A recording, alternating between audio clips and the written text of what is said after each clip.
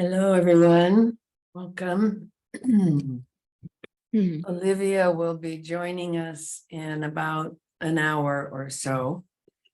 She promised to help a friend with a webinar today. So this is our group for now. I'm glad you're all here. I thought we might just do a little grounding first. So are you with us, Jan? I don't know. Yeah, I'm with you. You ready to go ahead, or are you working on getting online? No, grounding sounds good. It's a good thing I actually tried to get online about 5-10 minutes before this happens. So let's see how this goes. My internet went out this morning, so there you are. Yeah, I can't figure out what's my internet or my computer. So if y'all can stand.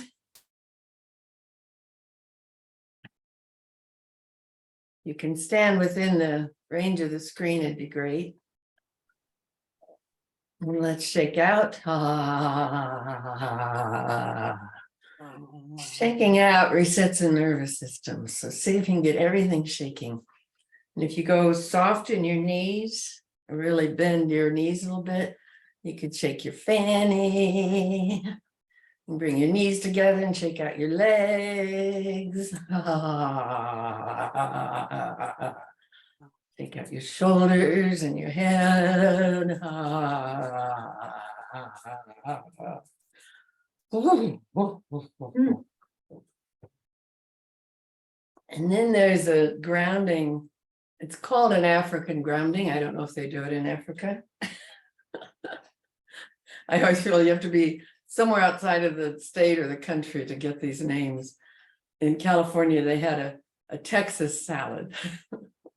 And in Texas, they have a California salad, but they don't have that in California. So we never know. But anyway, so soften the knees. If you bring your heels in a little bit from where your toes are, it really opens up the pelvis. And then we're going to do this ha. And you're going to just send your energy down through your foot into the earth with a ha that comes from the belly. Ha. Can you do that? Ha. Ha. Really open throat. Ha. Yeah. Ha. Ha. And then the other foot. Ha. Ha. Ha. Ha. Send the energy down. Ha. Ha. Ha. Stay right above it. Ha. Ha. Ha. Ha. Ha. Ha. Ha. Ha. Stand. Ha. Ha. Ha. Put your foot down. Ha. Ha. Ha. Ha. And then shake out. Notice how you feel. Feel like I want to clear my back a little bit, and that into the earth. Ha ha ha ha ha ha ha ha ha ha ha ha. Then reach up into the light of your being, your transpersonal chakra. Bring the light down. Bring it all around you. Outline your energy field. Inviting the angels to bring all your subtle bodies to nestle around the physical. Feeling yourself right above your grounding, perhaps refreshed. All your arc field nestled around you.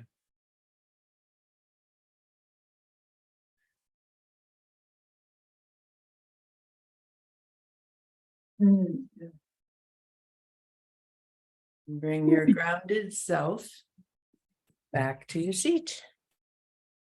You're grounding with you wherever you go.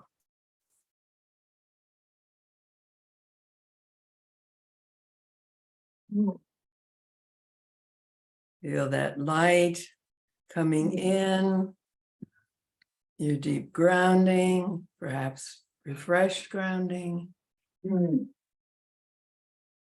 Calling in a beautiful river of light from the heart of source. Let it spiral down your core. Followed in.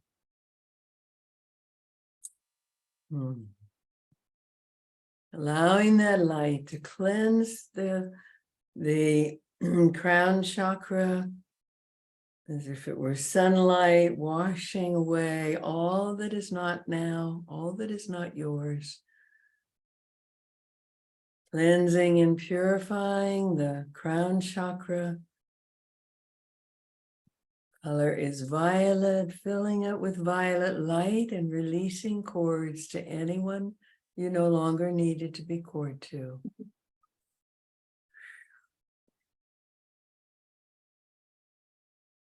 And breathe as you allow that river of light to flow into the third eye, cleansing and purifying the center of your psychic abilities, all means of knowing, your intuition.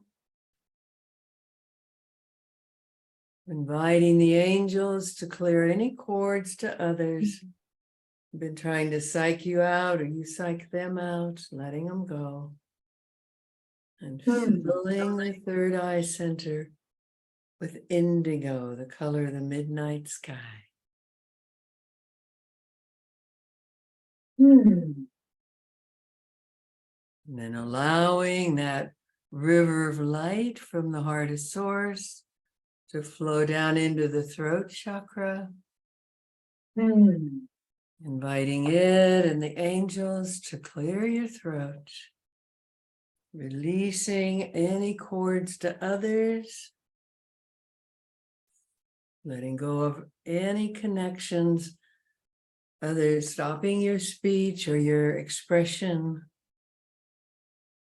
or you holding back. Cleansing and filling the throat with sky blue. And let yourself really come into the center of your throat. Your crown, your third eye, your throat arriving.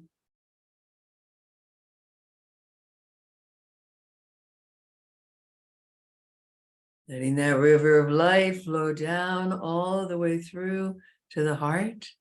Let it wash into the heart chakra, cleansing and purifying, dissolving all old heartbreak.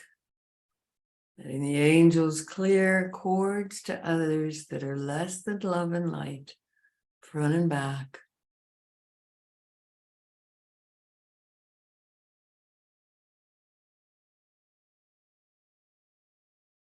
Filling the heart with a beautiful spring green.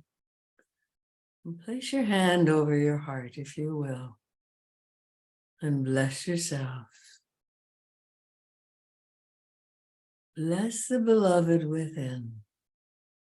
Speaking to your inner beloved nature, I love you. I honor you. I cherish you. And breathe that in. Breathing in, being honored by your inner beloved, being cherished, being treasured.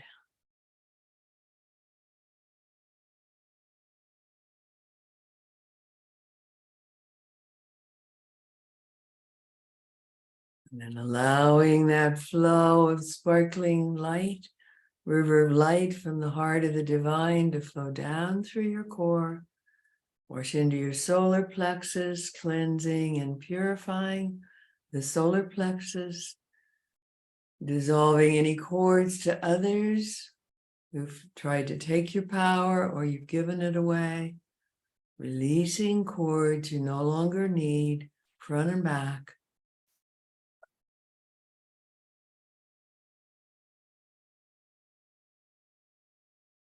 Letting that light cleanse and purify the solar plexus, filling it with yellow, like the noonday sun. And in fact, the sun is the symbol, so you can bring a little sun right into your solar plexus to dissolve all that's less than your power there, and divine power, divine will.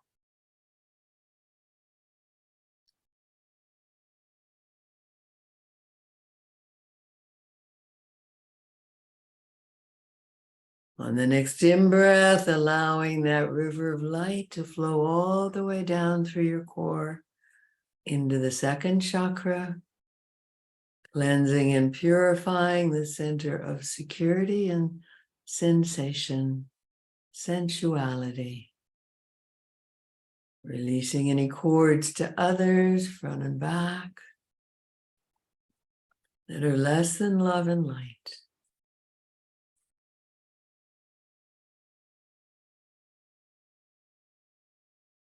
And filling that center with a bright, clear orange, bringing it to balance. Feeling that alignment of the rainbow, the lavender, the indigo, the blue in the throat, the green in the heart, the yellow in the solar plexus, the orange in the second.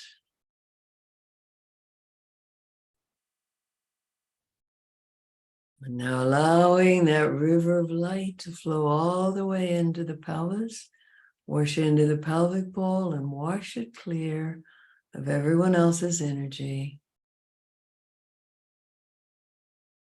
Letting the angels help you release any old cords, any cords that are less than love and light.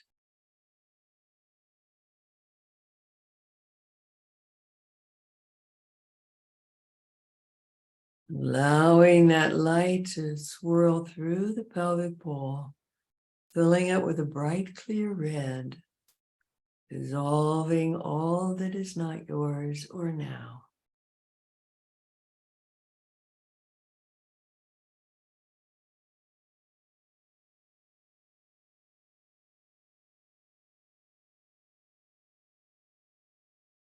If you will, put one hand over the heart and one over your lower belly, and bring that love, that honoring, that treasuring all the way into your pelvis, into your sweet sexuality, into your grounding, filling all of you with that love.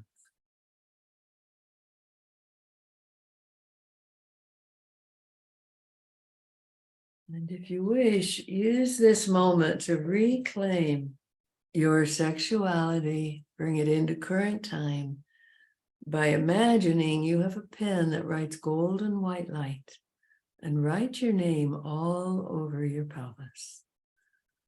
Write it on the organs and the tissues and the muscles. Maybe it's a paintbrush and it paints your color. Write your name or paint your color all over your pelvis bowl. Reclaim it for now.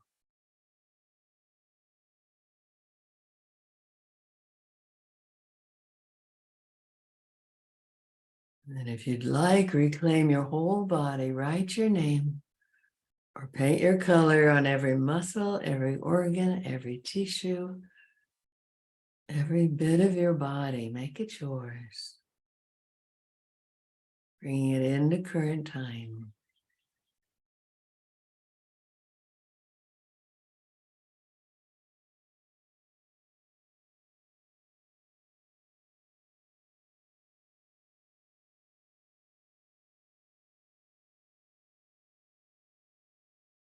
And your next in-breath, allow more of that sparkling iridescent light to come in. Fill you and fill your auric field, creating a bubble of light all around you. And if you wish, write your name on that bubble. That's yours too. Your energetic bodies, your auric field.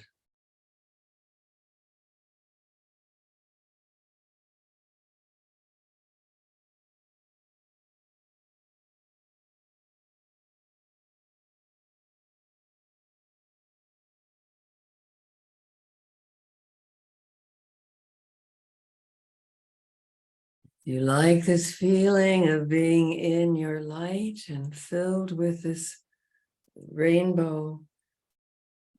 Add it to your anchor. Wherever you've touched your body for your anchor, add this experience to it. Being grounded, centered, the rainbow operating in your chakra column, and your light all around you.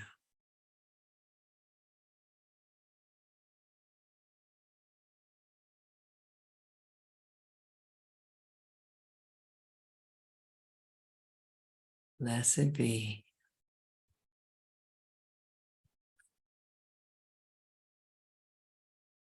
Coming on back.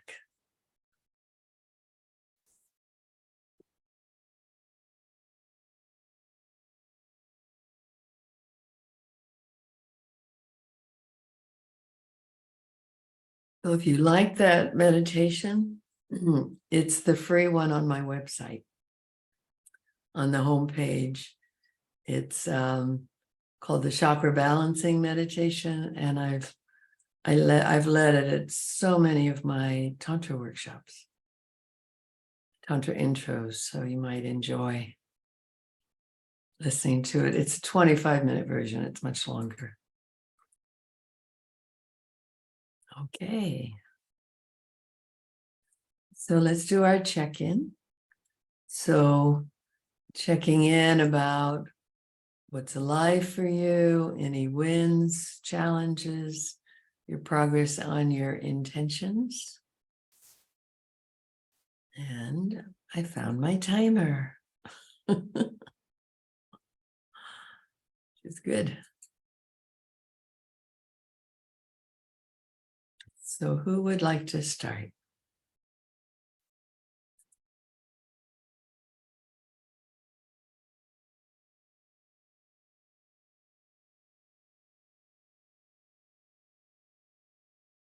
Brooke?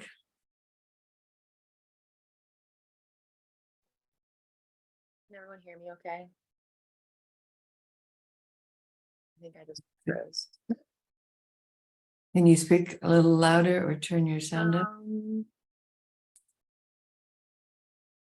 Everything just froze on my end.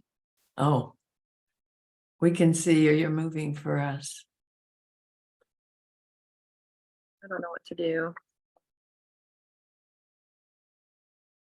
Can you hear me? Yeah. Yeah, my internet connection is unstable. Can you hear me okay now? Yes. Okay.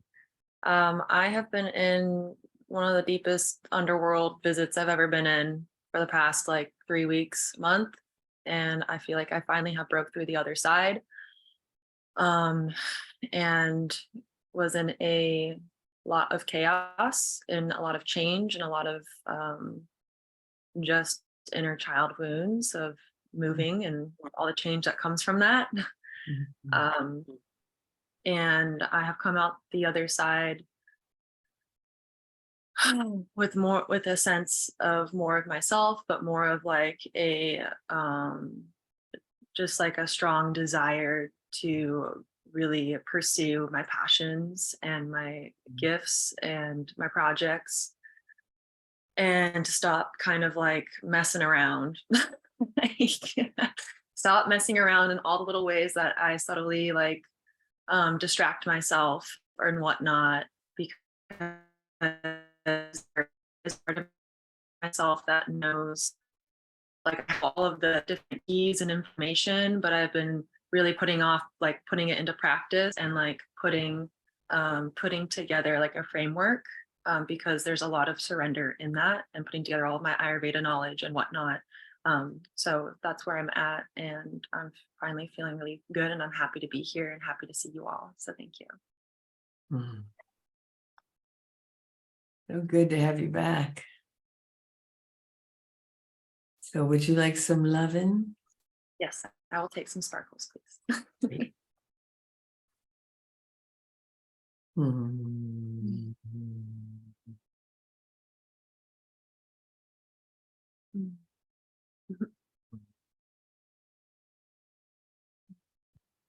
Yay.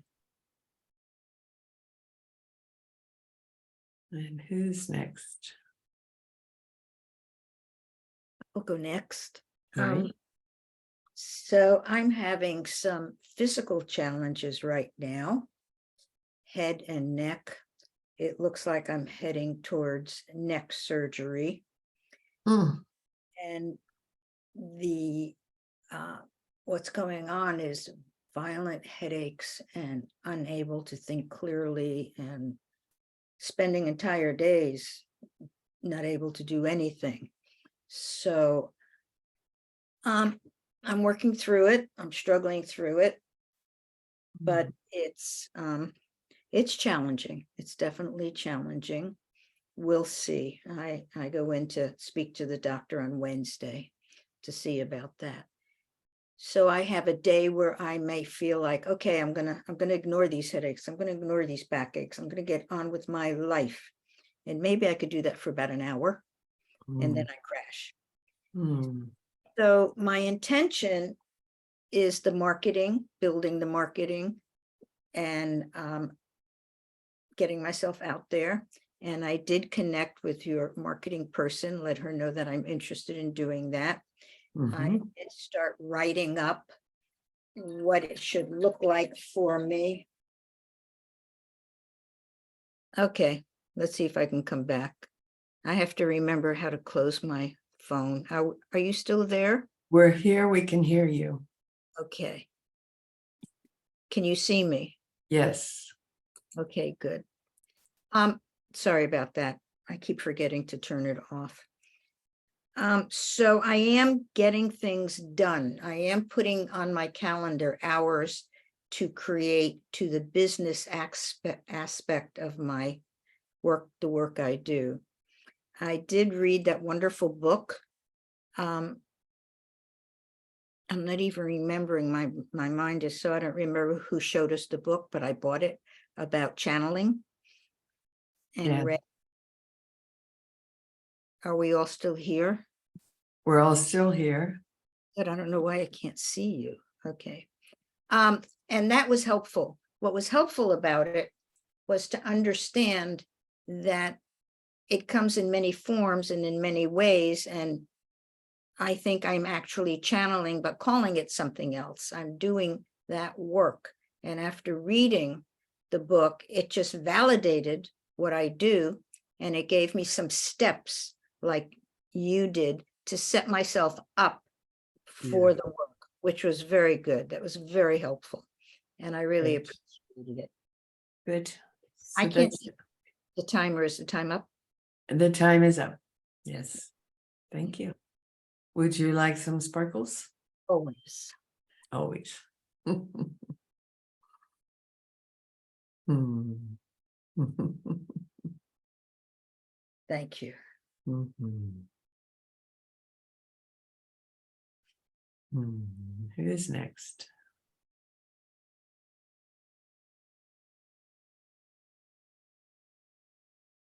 Juliet?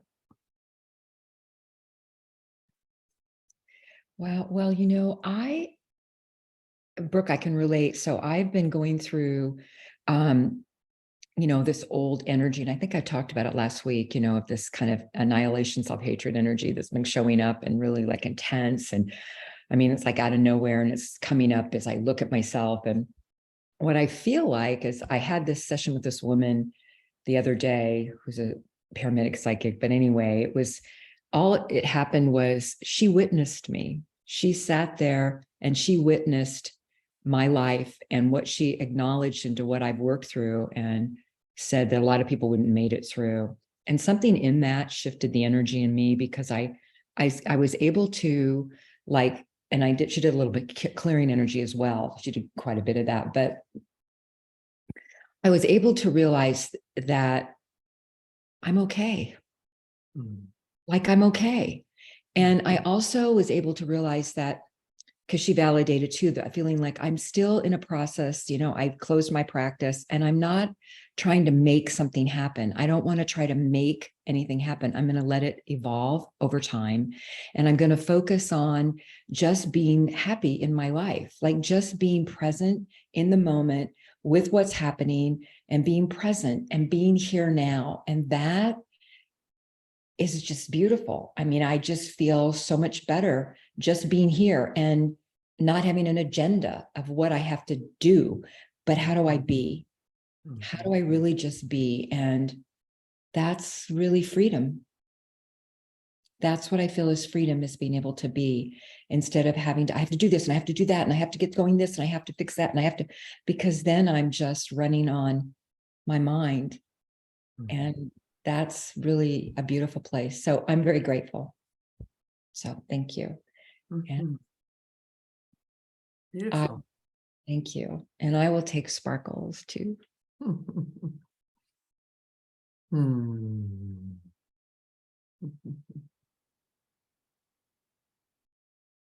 Great. Thank you.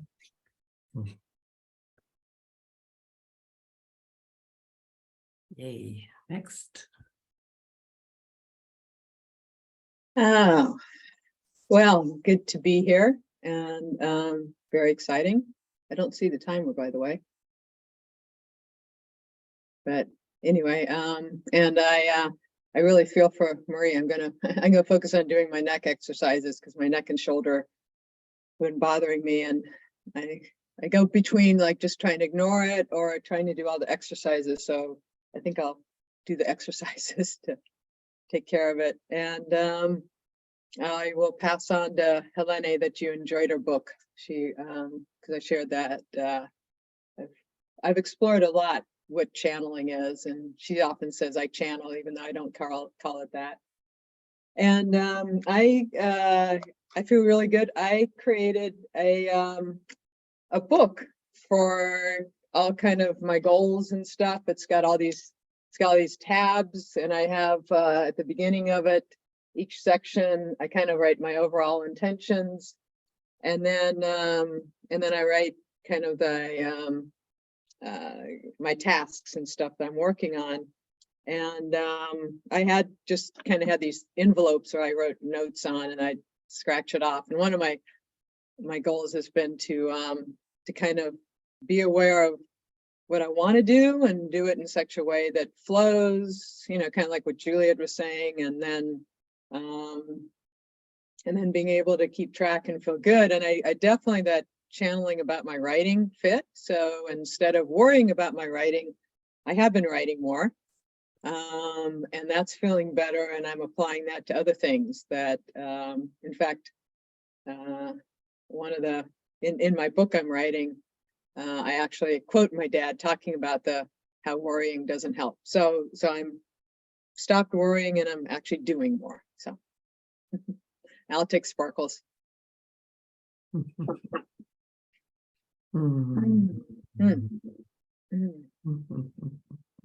Mm, thank you.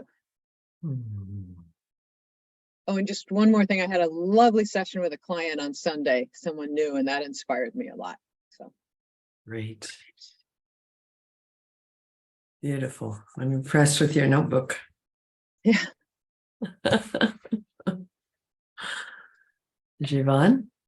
What go next? Yeah, it's been a very interesting week for me.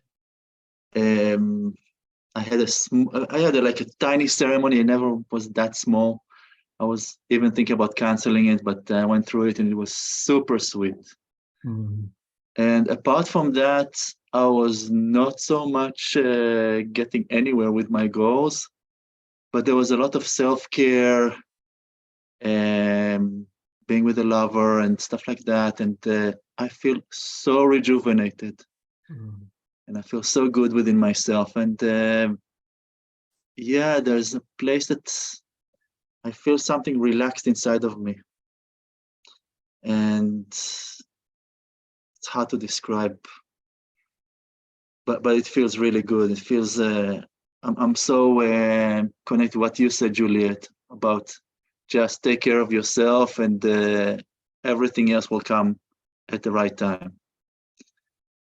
So not too much to report. I have a few things I need to do now, all kinds of emails to send and this and that, but overall I feel phenomenal and I would love to take some spark.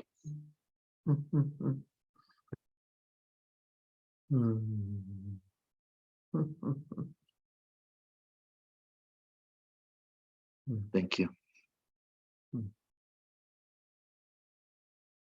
I have a question. Can it wait till after check-in? Oh, yes. Great. Because I want to check in. Right, I'm sorry.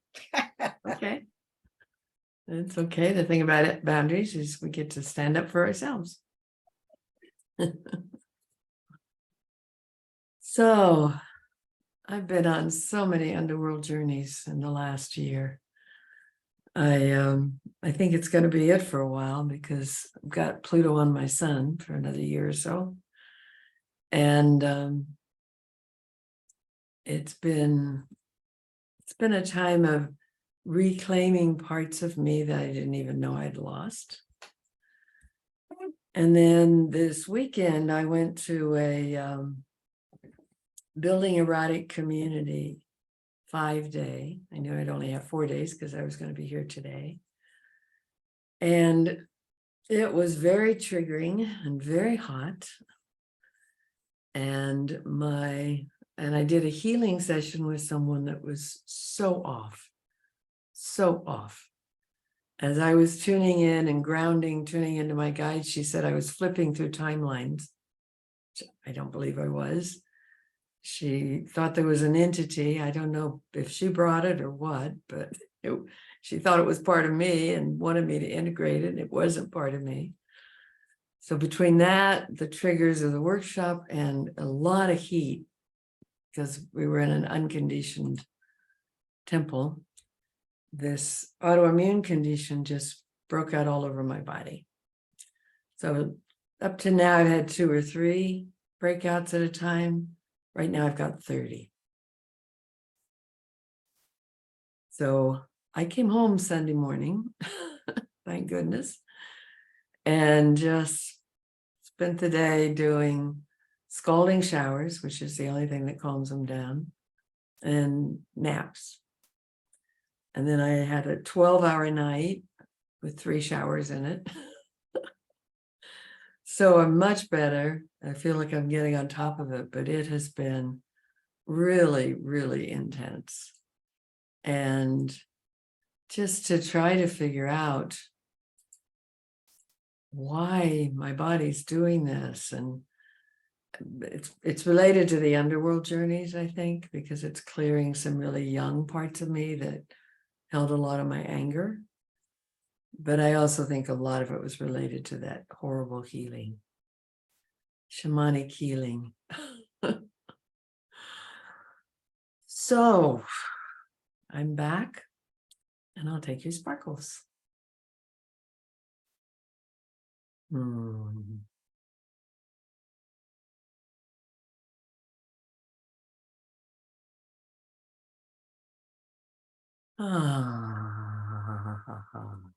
Thank you. Okay, Marie, now we'll take your question. Okay. So I'm already looking at, I mean, this is our 5th session, and it seems to be going so quickly that I want to capture it. And I'm looking at, are the recordings going to be available all the time after we close the sessions down? So I would love to redo all this, to go back to session 1 and redo it, because I know I'll hear more than I've heard this time. I know that each time you hear something, you go deeper. So I'm just asking to make sure they're available, because they're treasures for me. That's all. Glad to hear that. And the answer is yes. The Mighty Networks group that you all are part of, that remains open for you as long as you want. I won't close it. It's still open. So even if a year from now you want to go in and redo this, you can. I think you do get more listening to the recordings. We've also had a lot of people who've repeated the mentorships because the interactive part is so precious. And so that's another way to get the work, although every mentorship is different. But you can, if you guys want to use that to keep connecting with each other, you can do that too. throughout, as long as you want. Most of the groups kind of stop using it, but you're sure welcome to. Thank you. Yeah. Any other questions? Jan? Yeah, I was just wondering about when somebody checks in to ask a clarifying question or not, and I don't know how important it is since somebody's just checking in, but I just was wondering about that. Just example, I wasn't clear when you were talking, Evelina, whether you were saying that you were giving a healing or receiving a healing. And I don't know that matters, but I was just wondering about clarifying questions. I think after check-in, you could say, I have a clarifying question. So-and-so, are you willing to answer it?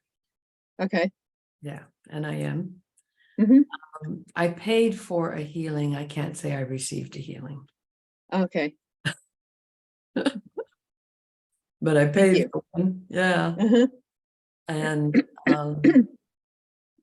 then I have a healing, a friend who's a healer, and we've traded for 40 years.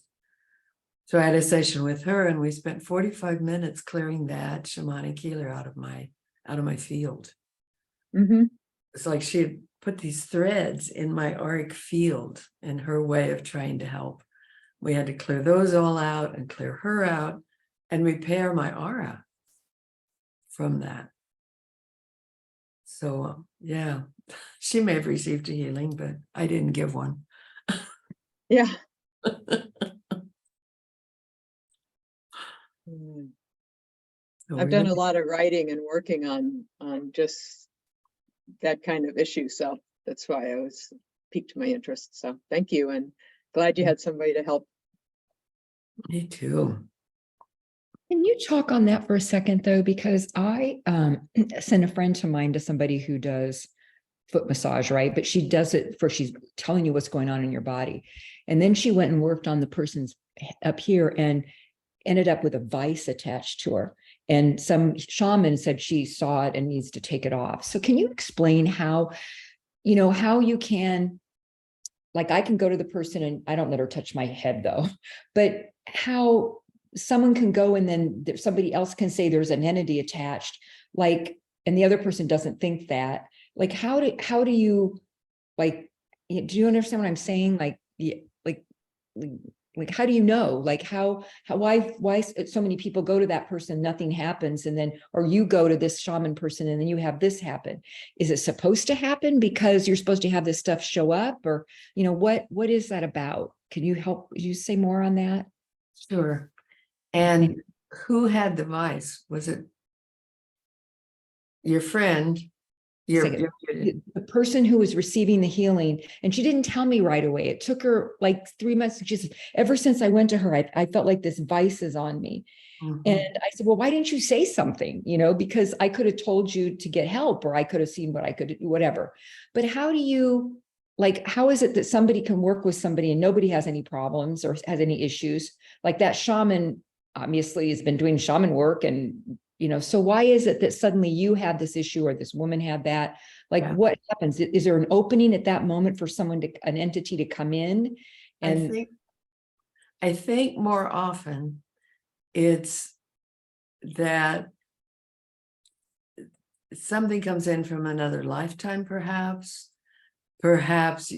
the healer and the person receiving had a lifetime where this was a part of it, so it doesn't get activated until that lifetime gets activated. I've seen it when two people become lovers, that something in the body isn't activated until their lifetimes get activated, and then it shows up in this body. That bleed through happens. So this entity, which she also said, there are no entities. And then she said, there's no negative entities. They're all good for you. And I'm going, no, they're not. If there's no entities, how come negative entities that, it just made no sense. But I think it was either associated to a lifetime I had with her, or I've just been clearing my underworld journeys have been bringing back the kids that were really wounded with the possession that happened at birth. And this, I think, that possession came from another lifetime of a woman who was really shattered. And I think that aspect of my soul is what was here. And she was saying, you never let me in, you never let me in. She was cussing and swearing, which is why I knew it wasn't a kid, because my kids don't come in like that, you know. But I think it was from this other lifetime, and somehow the combination of whatever this woman was doing and what got triggered at the workshops of my young ones brought that forward. Okay. I'm sure it wasn't in my space because my friend Virginia had just done a healing a week ago, and I watch my space all the time. So I think it occurred because of the connection. Yeah, that's what I was thinking, because it's sort of like if somebody's, well, first of all, the other thing I want to ask is that, is it important not to let just anybody touch you up here because it's your crown and your altar major and, you know, Bindu, you know, because this is like such a important part of our energy field that somebody just doesn't know what they're doing, think they know what they're doing, a cranial sacrum, they've never been trained. It's pretty dangerous, right? It can be. Yeah. I'm pretty careful about who touches my head. Okay, that's what I thought. Okay. And if I've been channeling, like after one of these sessions, I don't want any hands anywhere near my head. Okay. Like energetically activated here. Okay. So then especially, I don't know if it's dangerous, but it may be something I have to then rebalance and clear. And Okay. That's great. Thank you very much. any other questions? Can I add a comment to that? Comments? Yes. Yeah, I just, like I said, I've written about it a lot because I end up, when I go to events, I often do psychic first aid because sometimes people will be experimenting with things. I used to go to the International Conference on Shamanism, and you know, things would happen, and then I'd be helping people ground and clear and stuff. And I think it's just in general to you know, to just really check in with yourself and your guides and encourage people to do that when working with anybody energetically or letting anybody work with you. And you know, like I know I just speak for myself, the more work I do, the more careful I have to be. And sometimes, you know, things will just happen that will be like, oh, gee, I guess that happened and now I have to clear that. And so it's just a constant awareness. I call it care and keeping of the energetic system. What keeping? Care and keeping. Oh, It's okay. like oil changes for the car. I thought you said parakeeping. I thought that was kind of a cool word, parakeeping. Oh, now you've got a new word. You get to find the meaning. Yeah, I think that as monitoring and maintaining our energetic system and our chakras, that we pay attention. So if I come back, even if I'm teaching a class and I love it and it goes really, really well, by the time I'm done, my energy and those energies can get very mixed. So like at Soul Play, I'm teaching a class, I have to really project, there's like 50, 60 people in the room.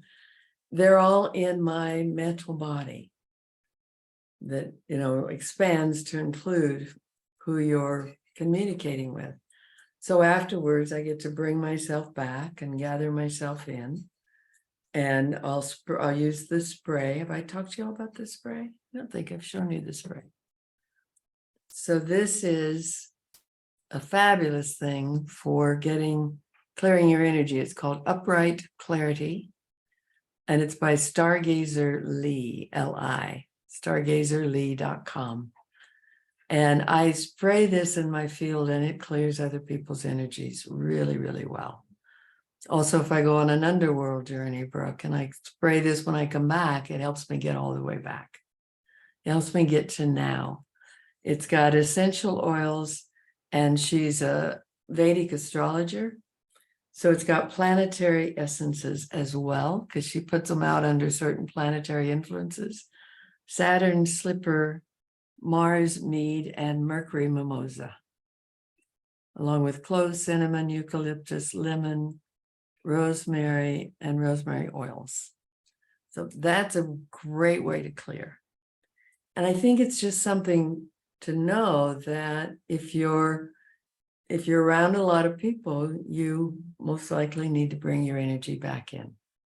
That's why I keep teaching these ways of arriving in your body, but also having your subtle bodies around you, because they can be wandering a long ways away. I was doing a session with a woman who had horrific abuse her whole childhood, and a lot of cult abuse and other horrible stuff. And I asked her at the beginning of the session, I said, tell me, how far out from your body is your subtle bodies? She says, oh, a long ways. I said, how far is your emotional body? And she said, oh, it's down the block and about a block away. So she was sitting in that big of a field because she has this ever vigilance turned on. And it means whatever's happening is flooding through her energy field. So a lot of my task was to help her just keep coming back and finding that she could be safe coming home. And so you'll see in my work many different ways. I have a blue flaming sword video on the website.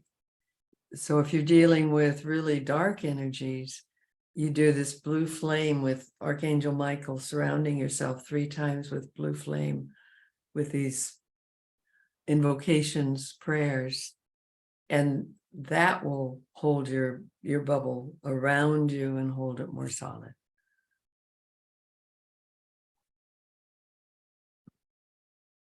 I wanted to mention the uncording was wonderful in the meditation this morning. It helped me release a couple people. So thanks. You're welcome. That's a good one to do often. You know, you get people's cords out, but they cord again. Well, and also what I notice is that I will keep the cord going because I'm on alert, kind of like what you said your client was. And so I release the cord and I trust myself that if I get another attack, I will respond then and not to be on alert. Yes, yes. So if you ask the angels to dissolve the cords or you put them in a fire, that helps them not come back. And there is a way, if you feel someone keeps coming in, if it's attack, it's probably the back of the chakra. You can paint medicine wheel on it. So you go in a clockwise direction, like you're painting a circle of white light, and then 3 times, and then the 4 directions 3 times. And I'll do the front and I'll have a guide do the back, and that keeps their energy from coming in. Or you can put roses around with their name on it, and it'll catch the energy, and then every day or so you burn them and put more roses with their name on it. We could go on, but we're going to talk about marketing today if you want. Are you ready to shift? Yeah. Great. So marketing is about becoming someone who's taken seriously for what you offer to the world, and taking yourself seriously, that I am going to get myself out there. Some of us have great capacities and abilities, but we're a well-kept secret. So this is about becoming visible.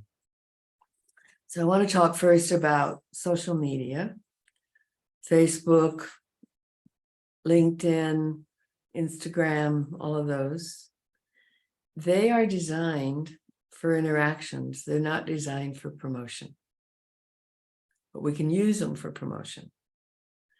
So on Facebook, in order to have your post seen, you've got to work with the algorithms. It's true on all of them, but especially that one.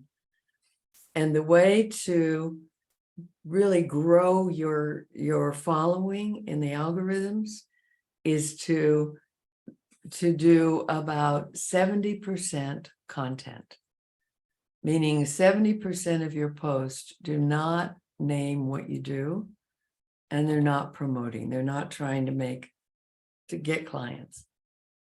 So 70% content, inspiration, offering value, 15% liking and commenting on other people's posts, and 15% promotion.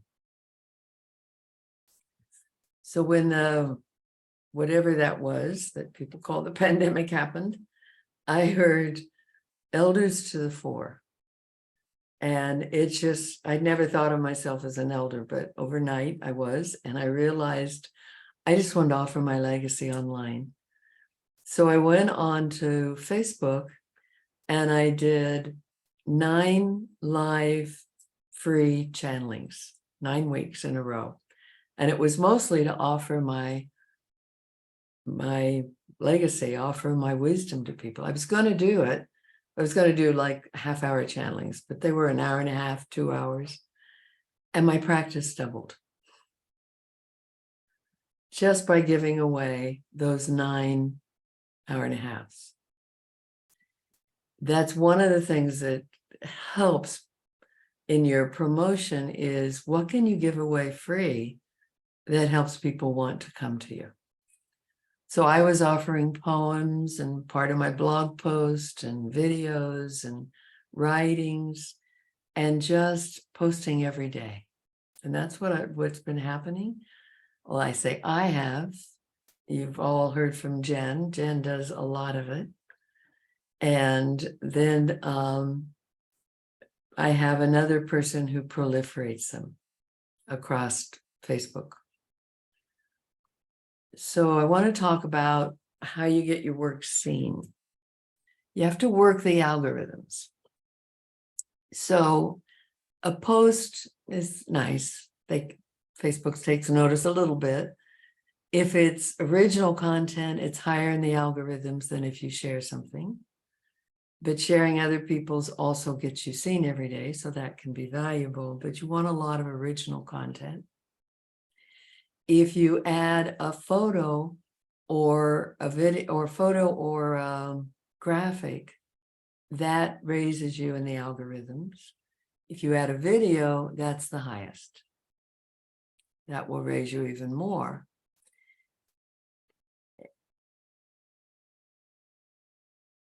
If you want to have a link, so let's say you're wanting a link to something, but you don't want that post to look like promotion, you put the link in the comments.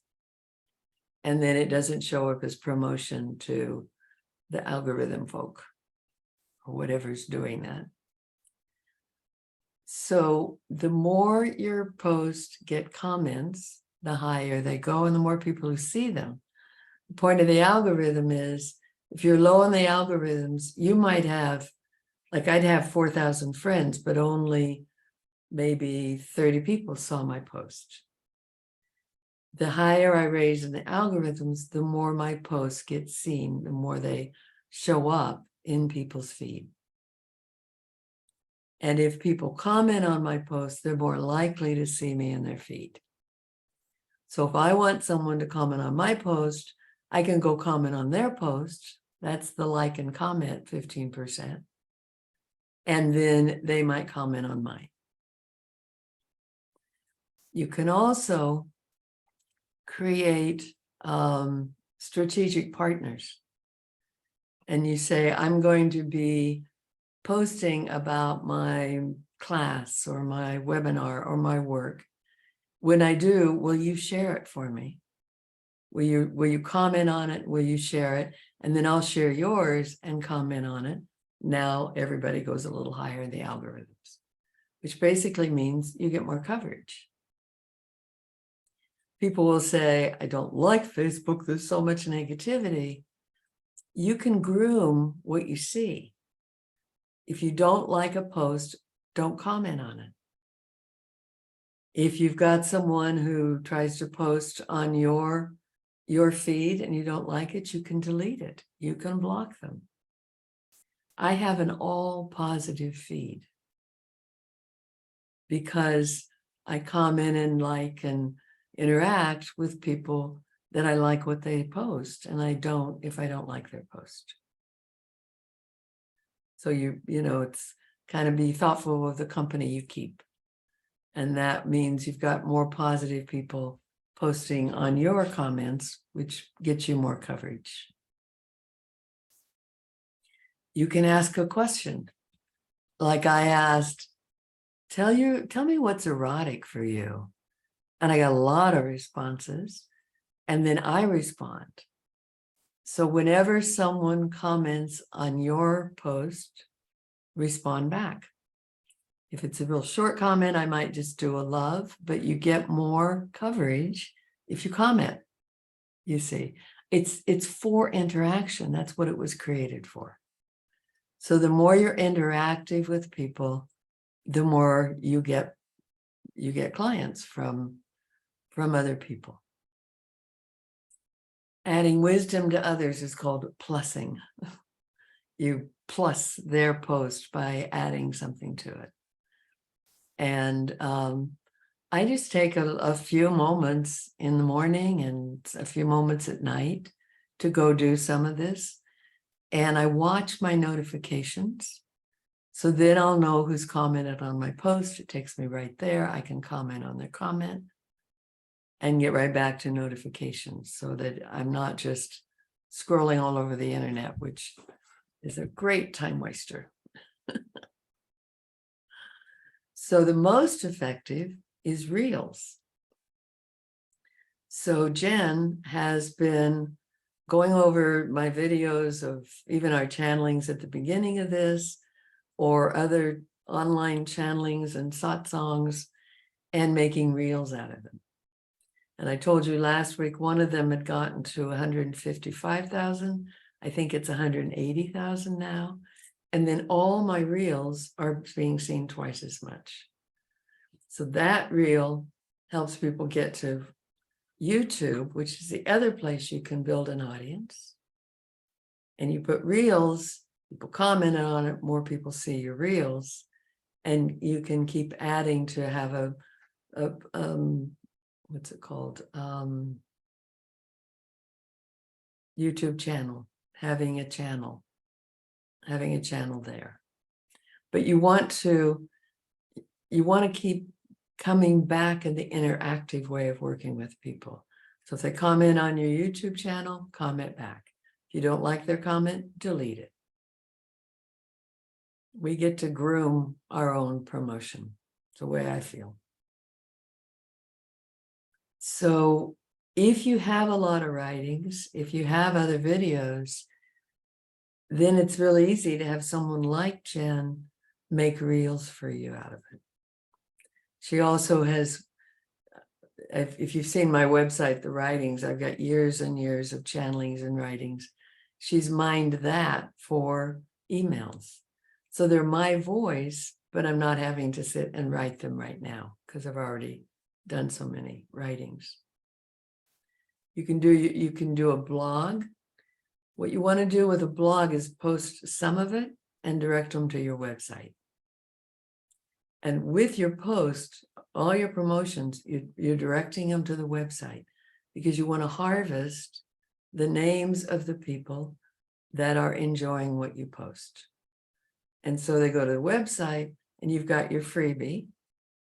So my homepage has this free video or free audio chakra healing meditation like we just did. And then I've got a lot of video teachings as well.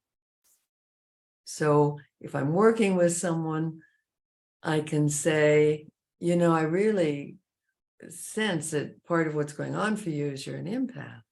Have you studied how to be sovereign in your field? And no, well, then I send them to my website to the free empath video. Or I might send people for the Femifesting video or collaborating with spirit video. I might mention those on social media and direct people to them. Might take a snippet from one and put it on social media. So you can do Facebook, YouTube, LinkedIn, Instagram. Does anyone do any other social media? Is blogging considered social media, or is blogging more like a website? It's your website. You can put part of your blog on social media. You don't want to put a long post if your blog is long. You put a part of it and direct them to the website. I was actually asking, is blog considered social media, a blog site, or is that more like a website? Because It's more like a personal website. Social media are these big conglomerates like Facebook and YouTube. So if you created the blog site, that's your site. okay, so I have a YouTube and a blog and a website, but I don't have the Facebook. Well, Facebook, I'm on there, but I get lost. I've never been able to use it very well, so I don't have Facebook that's being used. So Facebook with the Reels has become an amazing marketing for me. So I have my personal Facebook, that's my feed. And then I have a business Facebook page. I actually have two. But the Alchemy with Love is the main business page. And the Reels, now that I've been doing those for the last 4 months, I'm getting 3 to 4 new clients a week. A week. It's just filling my practice. And the nature of my practice, because partly the reading, some people do them intermittently, but also people tend to get the work they came to do and complete and let go and maybe come back later. And so I'm always needing new people. And so that is bringing me pretty amazing new people.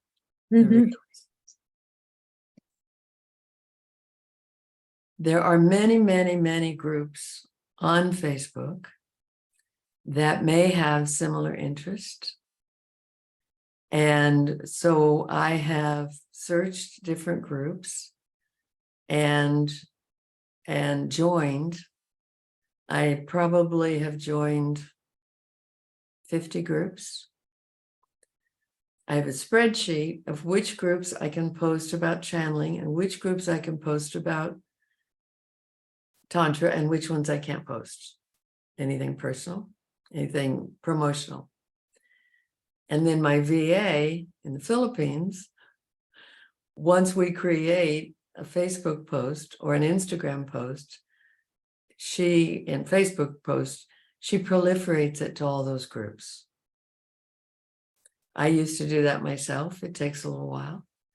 So you put it on your feed, you put it on your business page, and then you can proliferate it to all the groups that are like-minded. So for me, it was Tantra groups, channeling groups, spiritual business coaching. So you look for, where do people go that are your target market? It's the same thing I used to do in-person networking. There's a lot of networking groups, but which one do my target market go to? And what do they want to hear from me? And so online, you're basically looking for, where do my people show up online? And can I get my material in front of them? And again, many of the posts are inspiration, they're gifts, they're your wisdom. And then when your promotional post comes in, you're a factory, you're someone they've learned to like, they've learned to trust. Now I'm getting people who are saying, I've been following your reels for weeks. And I trust someone yesterday. I hardly trust anyone anymore. And my therapy is not going anywhere, but I've been watching you and hearing your voice, and I know I can trust you. So that's the beauty of video. It can be a reel that's already been shot, or it can be a live. You can do a Facebook Live story, go on and talk for, I think those are 30 seconds. And you can do a series. But the reels have been so much more valuable. And what a lot of people do with their reels is they'll, like someone said, just go in the backyard and tell them how beautiful your garden is. I think I'd rather stay closer to my brand. So if I'm going to bother to create a video for online, I'm not going to talk about my work, but I'm going to talk about being an empath or being a channel or having boundaries, something related to what people might come to me for. Is this helpful? Mary? Yes, it's very helpful. Thank you. What I was noticing in our last session and even now is how beautiful you look. Your coloring, your background. And I'm thinking, if I'm going to do a video, Mhm. I need to have that kind of an appearance. I need to have the makeup on, have the hair done, have a background that's pretty instead of this dark gray that I have here. Mhm, mhm. I realize that's going to be all part of it. What I look like is going to be very important. It's as important as what I say. Absolutely. So that's what I've noticed, and I want to work on that as much as anything else. So this is a Soji screen that just has a cloth over it, and then this drape. So the Soji screen is covering a wall of bookshelves behind me. You can see a little of it. But you're right. You create a warm, soft environment. Mhm. People just, they come into this, to me, it's like my temple space. I Yes. usually like candles, but didn't get there today yet. But it's welcoming, and it's a frame that helps people feel more connected to you. I think it's very wise. Yeah, I like the idea of the screen. Great. And I also feel to have people see into something that feels more like an office. Right. Like if I were doing therapy, Jan, I wouldn't have my bed showing behind. Mhm. Yeah, but you don't probably. Yeah, right. But you want something that's grounding, softening, in some way frames you, like Siobhan, your frame. That's a warm colors, warm energy. Yeah. Yeah. The other thing I watch online is where the head is in the frame. So I'll see people who are like this, and you can't see their face. I want to almost fill it, but not exactly. And if I'm on a podcast with someone, I want to get my head at the same level as theirs. Oh, interesting. Yeah. Yeah. All these things are important. And colors. I wear blue a lot. Makes my eyes pop. Why not? They're a good feature. Good.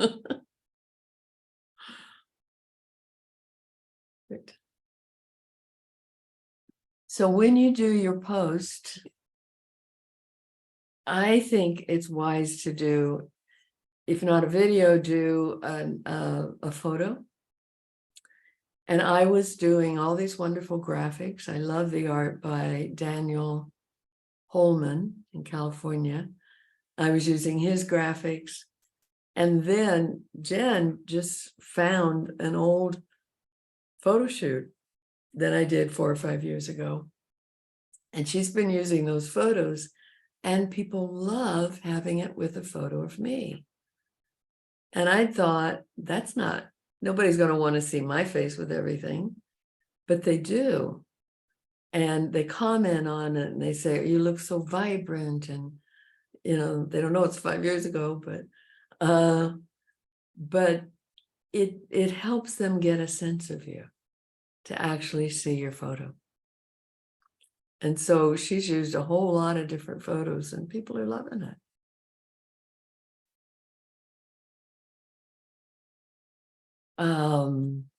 Strategic partners, I said to comment on each other's posts. You can also tag each other. So if you have a post that you want your strategic partners, your friends or colleagues to comment on or share, you can tag them. But let them know, otherwise they're going, why is she tagging me? And when you see the notifications on Facebook, then you can see if someone tags you. And if you have that agreement field, you're helping promote each other's work. It's pretty simple. Another promotion I've done on Facebook that was fun is another Tantra teacher and I were wanting to support each other's work. So we got on Facebook Live and we interviewed each other. And we talked about our teaching together and what each of us is doing and why we love it and the value. And that was a lovely, popular thing. So letting people see you and show your passion with your profile on Facebook, especially your business profile. Let them know what your passions are. And in your work, people connect to that. I also threw in here, the old-fashioned way of doing the same thing is doing something like it is telemarketing. And before I did so much social media, I would do a lot of telemarketing. So I would think of, let's say I needed to fill my week. So I'd think of what clients I'd worked with, someone I was really, truly interested in, and something from their session that was a focus. And then I'd call them and check in and ask about that. What was going on with that? And almost always, when I showed a sincere interest and we talked together, almost always I'd get a session booked from the call. I didn't go to close the deal. I went to offer feedback and support and a caring about what they had been working with. But it made them realize they wanted to come back. And sometimes they'd say, I've been thinking about getting in touch with you for a couple of weeks to get a session. Well, you're in touch. So, shall we talk about Jen? Let's talk about Jen. Your question, Jen. Oh, well, I'll ask it and you can fit it in where it fits, but since you work with spirits and channeling, how do you find, because mostly it's like I put my Psychology Today profile up because the spirits asked me and they said, we want to be able to guide people to you. And so how do your spirit friends find it easiest to guide people to you? That's an interesting question. When I really get very, very clear and I connect to my quantum nature, and sometimes I go sit with Babaji in the Heart of God and we just run light, more people come. Mm-hmm. So it's really that lets me be a beacon for people. I also feel they do direct them through social media. Mhm. It's like, put something valuable out there and we'll make sure the right people see it. So I think Yeah. they work through it. Well, I know, because I work specifically, that's my main focus in groups, is working with spirits on how to connect with humans. Because what they say is it's hard to get humans' attention and stuff. So I know, like, I had one person that Googled shamanism websites, and mine came up top on Google, and I'm like, that's like not, that was definitely the spirits working that way. Mhm. But so that's why I was wondering, because I know that spirits want to guide people and they have a hard time. So I guess the more social media, then it's easier to guide them. Mhm. Yeah. You be out there, they can get people to see you. Yeah. Also Instagram, which is a younger audience, usually, and just reels and videos and images. So you're finding a way to, in 60 seconds, give somebody something so valuable they want an hour with you.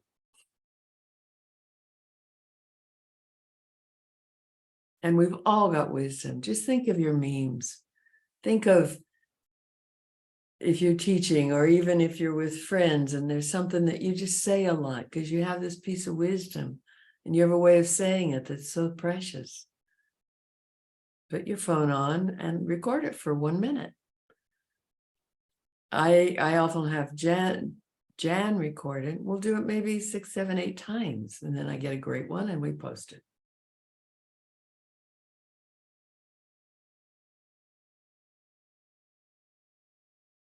Any others? Yes, Brooke. So from my experience building on social media and whatnot, when I first started out, and I still feel this way too, is I feel like I'm going on a creative journey that feels very anxious in the first part, because I don't know what I'm creating exactly. It like is revealed to me as I'm creating it.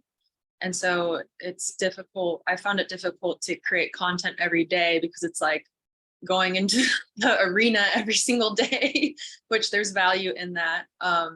But it takes me like, it doesn't take me an hour to create anything. It takes me like a couple hours. And then like, because I feel like I'm creating something beautiful and like I'm trying to find the harmony within it. And so everything I create usually takes me a long time and it's anxiety inducing. And I've worked with myself to kind of like let go of that and whatnot.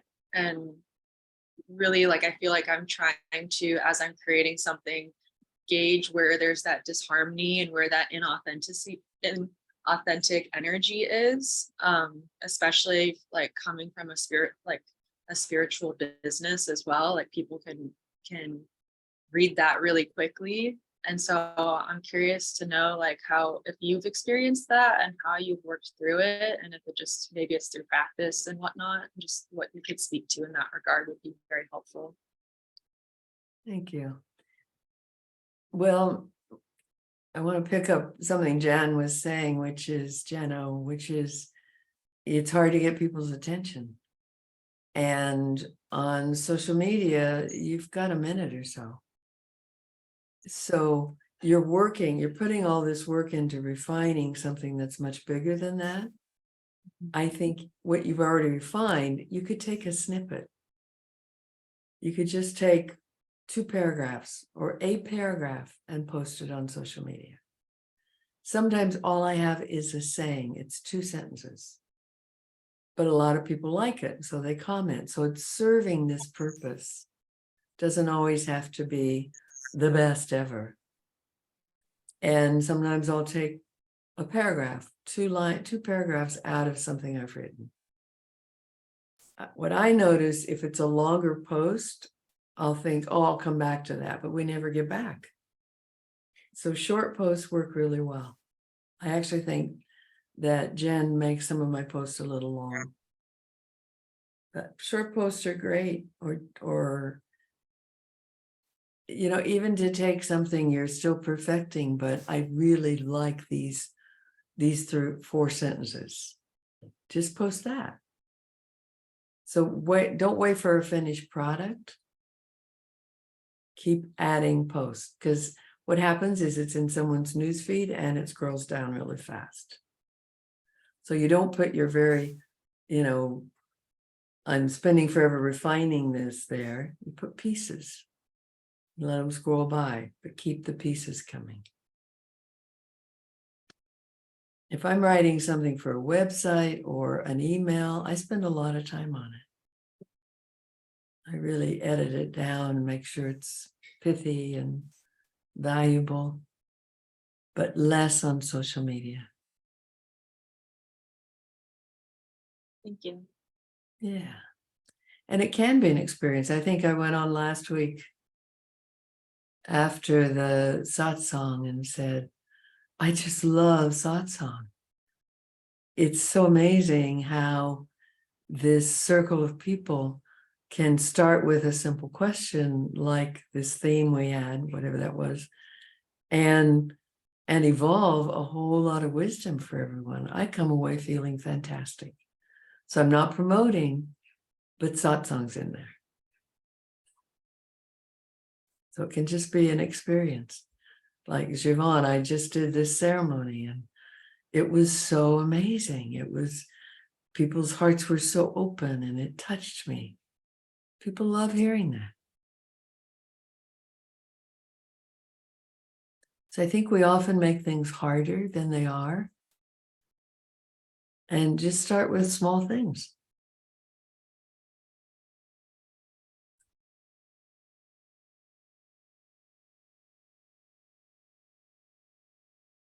I have a follow-up question. In that regard, keeping things simple, do you kind of just go by what you're intuitively guided, or do you kind of create like a plan for the coming month or something like that for content creation? So Jen creates a plan. And she does a marketing calendar for me. This happens to be April. And the this is the April newsletter, that color. This color are just inspirational things to put on social media. And this color is my online satsang. It's in the newsletter and then 2 mailings. 1, 2, 3, 4 mailings, 4 emails. And then this color is my in-person satsang. So that's a way, it's a plan for when my emails need to get out, because with your email mailing list, you want to be thoughtful that you're not exhaust people, because they'll unsubscribe. So at most, people get 2 emails a week, maybe 3 once in a while, and then maybe a break at the end of the month. So that's the reason for the calendar. I don't calendar what I put on social media, but she's doing a lot of that for me. And you can. This is Canva. They have calendars in Canva, Canva. You can find a calendar and make your own. And when you say satsang, what is that? Satsang is a gathering of wisdom seekers. And it's a time, I do it on Sunday afternoon, 2 or 3 hours. People come, connect, and then I channel the council and people, there's a Dharma talk, and then people ask questions, and there's a lot of healing that happens. And I was doing it online. I was doing an satsang on the second or third Thursday online. But I just was not increasing my numbers. And I had 2 or 3 people that it felt like instead of getting a reading, they wanted to use satsang to get all their questions answered. And it just watered it down so much I stopped for now. It was a membership process, and I just need to think it through again. When I do satsang in my living room, it's dynamic, it's amazing. People get so much. I'll stand up and clear people and tone through them and all of these things. Online, it just didn't translate very well. So I may go back to just free live channelings on Facebook. I think I'll get more results. So membership is something people tout, that you have people pay for a monthly membership. But as soon as something new comes into the promotional field, everybody does it and it waters it down. So suddenly all kinds of people are doing memberships, and it made it harder to keep people. Thank you. It's the same with it's the same with reels too. So many people are doing them now, but mine look like teachings. If you look online, you'll see them. They look like teachings the way she's doing them. And so I think they're getting more attention that way.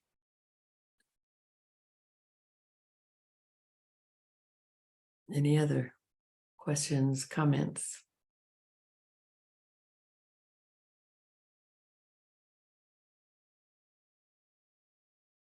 So I want to talk just a little bit about funnels. So in your marketing, it's very wise to create a funnel. So a funnel has something free or very inexpensive at the top. So it brings in lots of people. So what you're wanting to do is feed that down to your big ticket item, which might be a package, or it might be a retreat or a special 5-day something. So you're feeding that with this funnel. And people in marketing, I've had so many coaches. It's such a wise thing to have coaches. And they'll often say, don't just sell one off, don't sell time. Sell series, sell experiences, sell packages. And I'm getting better and better at that. So when you're selling a series, it communicates that the healing is ongoing, and it assures that people return. Plus you get paid in advance. And that's a nice feature. So you start with a free offering. So mine are a gift on the website. There's actually quite a few. Your website ought to have, I think, a gift on the homepage, a freebie. And then the next thing is they can do a 20-minute complimentary discovery call. So that's free. And that's a time where I ask people, I welcome them, and then I say, I'd love to hear a bit about you and what prompted you to want this call. And so they share with me what's alive for them and what they're seeking. And then I talk about my work. And it's gotten to where I almost always get an appointment from a discovery call. And now I'm getting better at getting packages sold to people on discovery calls. So it's really listening to them. Now, some marketing people would say the first thing you want to find out is their pain point. I don't tend to work with pain points. Here comes Olivia. Yay. I don't tend to work with pain points like some people do. What's causing you the greatest pain? Welcome, Olivia. We're talking marketing. Glad you're here. What's your greatest pain, and what would you do to get rid of this? What would you do? What motivates you to want to work with people? And then you talk about your work. I don't tend to do pain points. I tend to do advantages and gifts and maybe questions about, have you ever wanted such and such? And it works for me. So 20-minute discovery call, and then it might go to an introductory evening. Or maybe a free hour intro online. Then it might go to a 2-hour class, then to a half day. You do several of those, you can fill a longer session or a full day or a weekend. And then your big ticket item might be a several day retreat. So in my private practice, I have the free complimentary discovery call. I have a session that was 97 an hour for 45 minutes. Now it's 111 for an hour, one introductory session. And then my regular sessions and series, I have the Codes for New Humanity, which is a package of 7 2-hour sessions, very high code activations. And then I have my VIP days for people to come and work 2 to 3 days. I've had someone who came for 2 weeks. We did a dance workshop in one of the weekends, and we did the Leaf Festival the second weekend. But 2 weeks of working in between. And so you see how that whole funnel can lead to this. So maybe at the 1 hour, hour and a half sessions, I may have quite a few people, but only a few come down into packages and a few into codes and 1 or 2 into VIP. But someone paying me for 2 weeks of my time is a big boost. So, any questions about that? Comments? The last question I have is, how do you like project manage all of this? All these different projects that are ongoing and whatnot. Do you use a certain tool that works for you, or is it all intuitive? Like, I would love to kind of hear more about that. My project management with my staff, I have 3. I have a marketing director, an admin who's a personal assistant, and a VA in the Philippines. My project management with them, I do through Evernote. Evernote allows me to list tasks. They check it off when they're done. They can comment, I comment back to them. It allows us to be in touch. And if at midnight I think of a task, I throw it into Evernote. And so they know what's expected of them, because my days are pretty filled with clients, even when my staff's here. What's a I- VA? Virtual assistant. Oh, thank you. So this group called Bruntwork has virtual assistants in the Philippines for $9 an hour. So it saves me a lot. She can't do real intense marketing, but I have a friend who's VA in the Philippines, posts to her social media. She gives her the content. She gets it proliferated all over social media. And this one keeps my books and helps to proliferate over social media. So it's Bruntwork.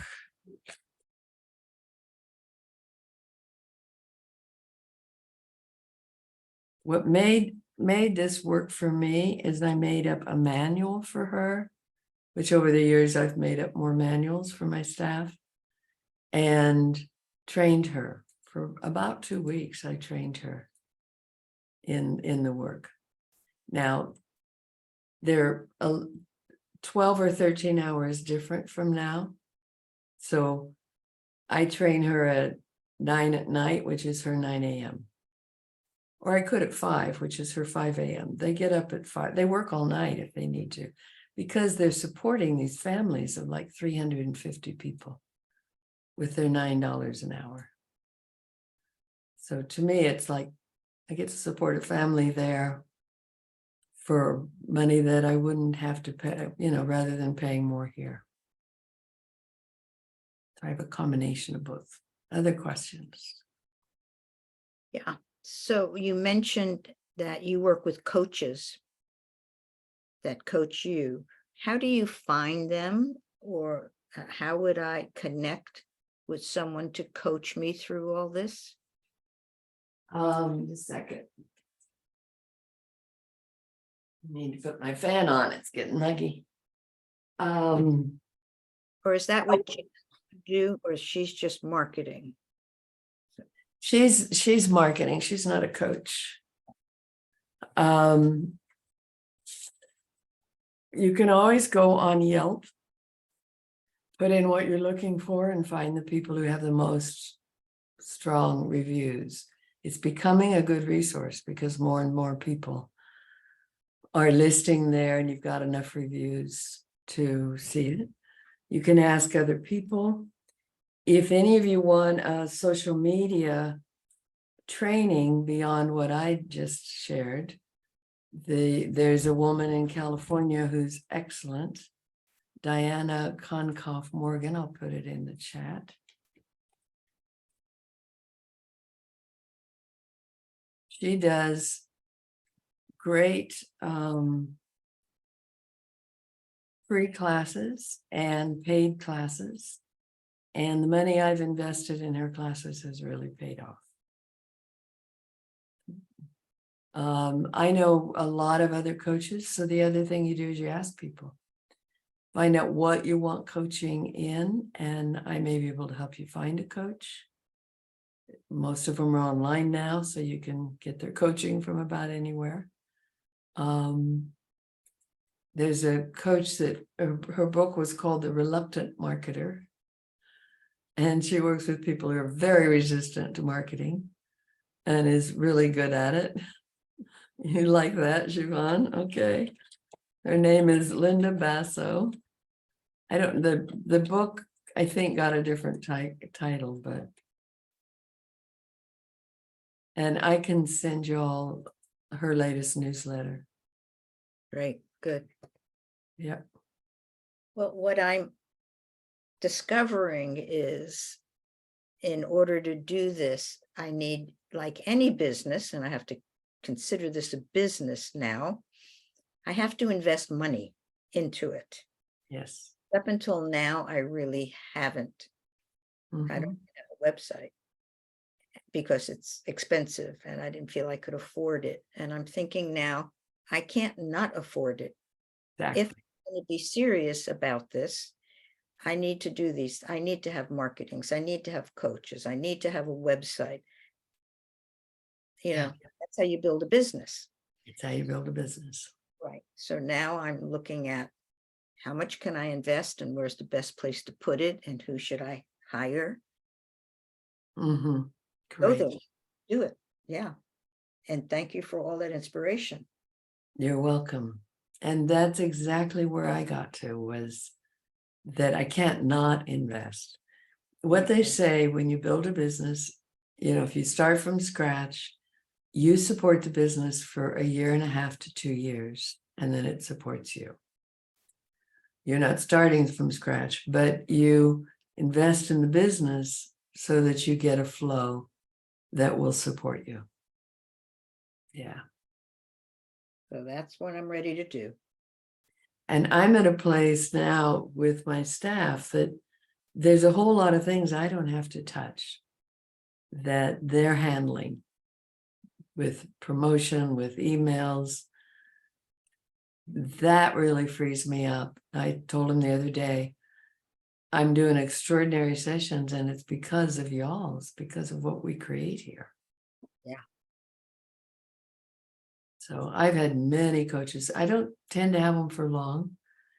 And what I do not like, would not do, is buy into somebody's coaching program that's this big $3,000, $5,000, $10,000 package, and they put you on their agenda of how fast you're supposed to do everything in their package.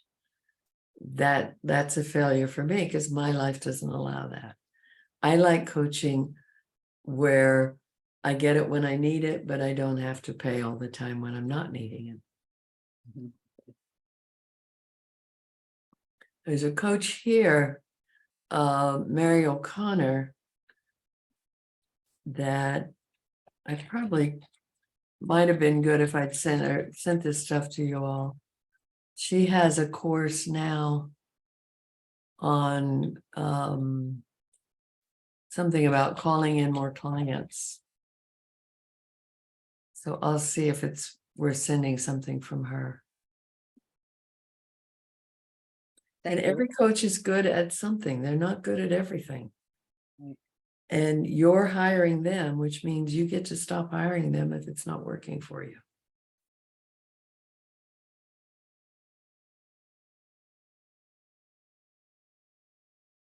Okay. Are we ready for our break? Okay, so let's come back. Let's come back at 30 after the hour. Okay. See you soon. Soon.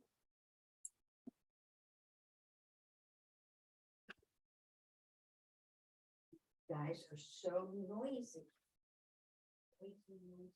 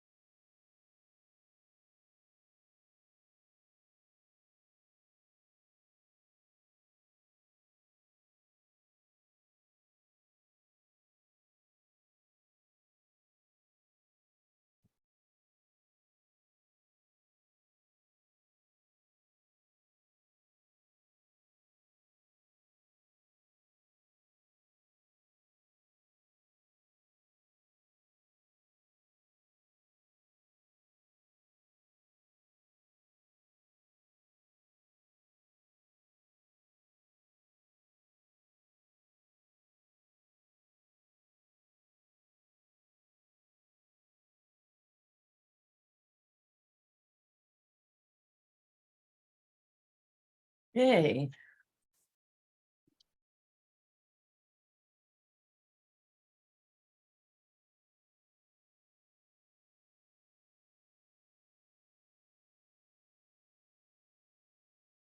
There we are. Yay.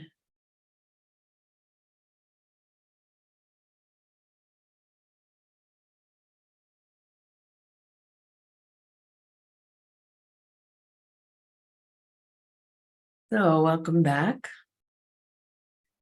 And Olivia, if you're willing, I would love for you to just do a little check-in so we get to hear your voice and what's alive for you, any challenges, wins. I'm not sure what's alive for me other than it's been very chaotic.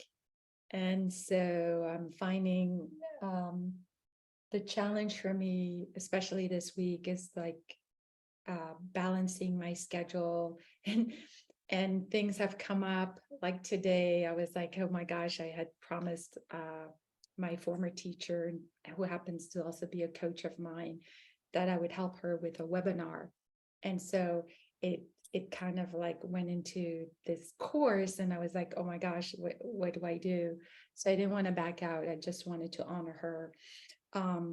So yeah, I felt a little bit frazzled, but I'm okay. I'm kind of settling in. It's been a little bit rough on I'm also an artist, so I draw and I sketch as a side hustle. And I find that doing spiritual work, I have to have a side hustle and another side hustle to the side hustle. So until I guess I can get my business up and running. So I'm glad, I came in, today, even though it was late. I'm happy to hear about the whole marketing and the business aspect of like having a spiritual business. So thank you. Thank you. Would you like some sparkles? I would love some sparkles. Ah, Thank you. you're welcome. So let's call in our friends in high places. I want to tell you all like, oh, good. I'm glad it helped you. I went to my emails, and the very first email I saw was Mary O'Connor, who I just listed. So I will send you her email. I'll send you the current emails from the 3 people I listed, so you've got their information. Right. But right now, let's tune in. Breathing and grounding. Let's all contribute to creating this crystalline temple of light all around us, asking the angels and the archangels to encompass each of us now and on the replay in a sphere of radiant light, temple of radiant light, cleansing and clearing all energies not of the light from around any of us, and weaving for each one of us our own chrysalis of healing energy, filled with the vibrations that are needed by your life and your work. I ask God, Goddess, source of all that is, encompass us so completely in your radiant light that only beings serving love, light, and truth may participate in any way. Deepest healing and highest guidance is received. You will breathe and ground, invoking the radiant heart of your soul to guide you, to support you here, to fill you with your light and light from source, that you may release all that's needed and receive all that you need as you fill with your light with each breath.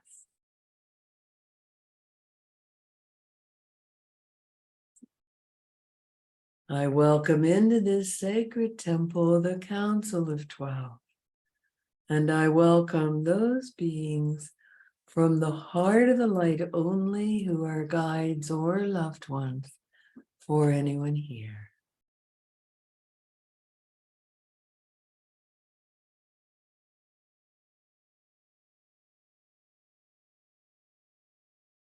Greetings, dear ones. We greet you, we bless you. We're very fond of working with you, enjoying witnessing each of you expanding and opening in whatever ways are right for you. Sometimes expansion requires a tour of the underworld on the way to the bright light that you're expanding into. And sometimes it feels as if nothing's moving. And yet, if you keep applying yourself, all of a sudden things open up. So you want to keep allowing yourself to look forward to your goals that you're setting for yourself. And even if you have a week where not much is happening, if you're holding those goals in your consciousness, it's energizing them. If you can give the universe, for instance, this is how many people I want at my next ceremony or my next class. I want X number of people and they love it and they are so fulfilled by it. Thank you so much. It's like putting your order in with the kitchen of exactly what you want. It's more valuable if you visualize that. And the best visualization for filling anything is seeing it at the end. So people are saying, oh my God, that was so great. I got so much out of that. Thank you, thank you, thank you. And what an amazing circle of people. So you see the results that you want. You're calling people to a certain kind of session. And you see the person that you most want to serve saying to you, that was transformative. I got so much out of that. Thank you. When you add the emotional gratification to your visions, it gets the attention of the universe. It's like, oh, that looks like fun. How can we help that person have that much fulfillment? Oh, and she's asking for us to help. Great, let's get at it. You see, because we don't have agendas for you. We don't care. We have compassion, we have love, but we don't care what you do or don't do because you're just a soul on this rather dark plane having an experience. And your soul's already pure. Yet if you have a place you want to go, if something's important for you and you go, that's important, that's on my bucket list, that I must do to feel complete with this life. And you enroll our support, we're all for it, yes. And you can say, I want you to create serendipitous experiences that guide me to the right people. Like Evelina opens her email and the very first email is the one to share with you. It happens a lot. She comes out of a session and the very next email she focuses on is for that person. It's their resource. So we're willing to work in this way of creating serendipity, creating miracles, bringing people who might not otherwise have found you by happenstance, if you ask. So I call upon the magic and the miracles of my being and my guidance. You know what I'm here to do. I want to do it fully. I devote myself to it. Show me how and bring the people. So Olivia, you said about the side gigs. Yes, there's a time when healers need side gigs. And then there's a time when they say, okay, universe, this is what I'm here to do. Fill my calendar with doing this. There have been weeks when Evelina looks at her calendar and going, whoa, I have 3 people next week. Okay, universe, get busy. I'm asking that 15 people sign up and pay full fee between now and such a date. Please find them, let them be people who love the work, who refer other people. I want some magic and miracles here, so go get busy. And usually that works. It doesn't work if that particular week she needs to do self-care and a lot of rest, because we won't help you fill your visions if it's to the detriment of your health or your well-being. So if things aren't moving, go, what do I need? There was a day when Evelina had 4 clients on her book, all 4 canceled. So she went, I guess I'm the client today. And she went into her therapy room and went, okay, Spirit, what's up? And there was something wanting to unravel from a past life that needed her attention. And so she was the client. She got what she needed. Rest of the week, her calendar filled. This week, we weren't going to fill anymore until she scheduled the EES system, the energy enhancement system for herself. So now that that's on the calendar, the rest can fill. So it's kind of a divine choreography with your calendar if you allow it. And if things aren't working, ask why. Instead of what's wrong with me, what's the message? What do I need to learn here?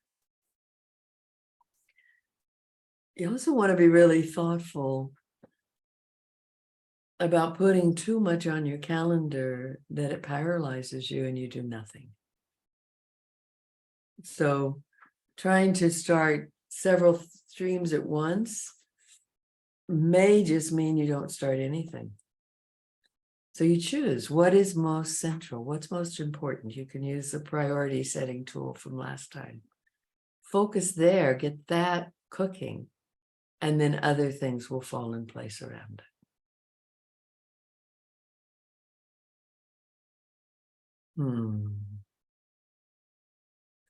Couple angels right behind you, Marie, if you'll let them work on your neck with you.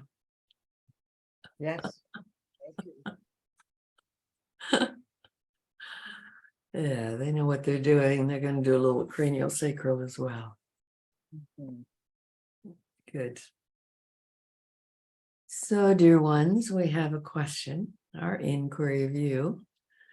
As we take people's inquiries today, would you like to practice channeling in response to them?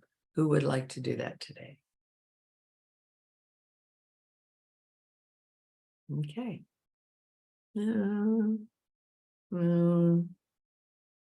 Okay. So when you have an inquiry, you can say, I want to open it to anyone in the group, channeling, or the council will respond. Okay. So we'll do a little of both. We may do some questions, we'll just respond ourselves. And then you're all a circle of wisdom seekers and wisdom beings. You may have something to add. And who has an inquiry today?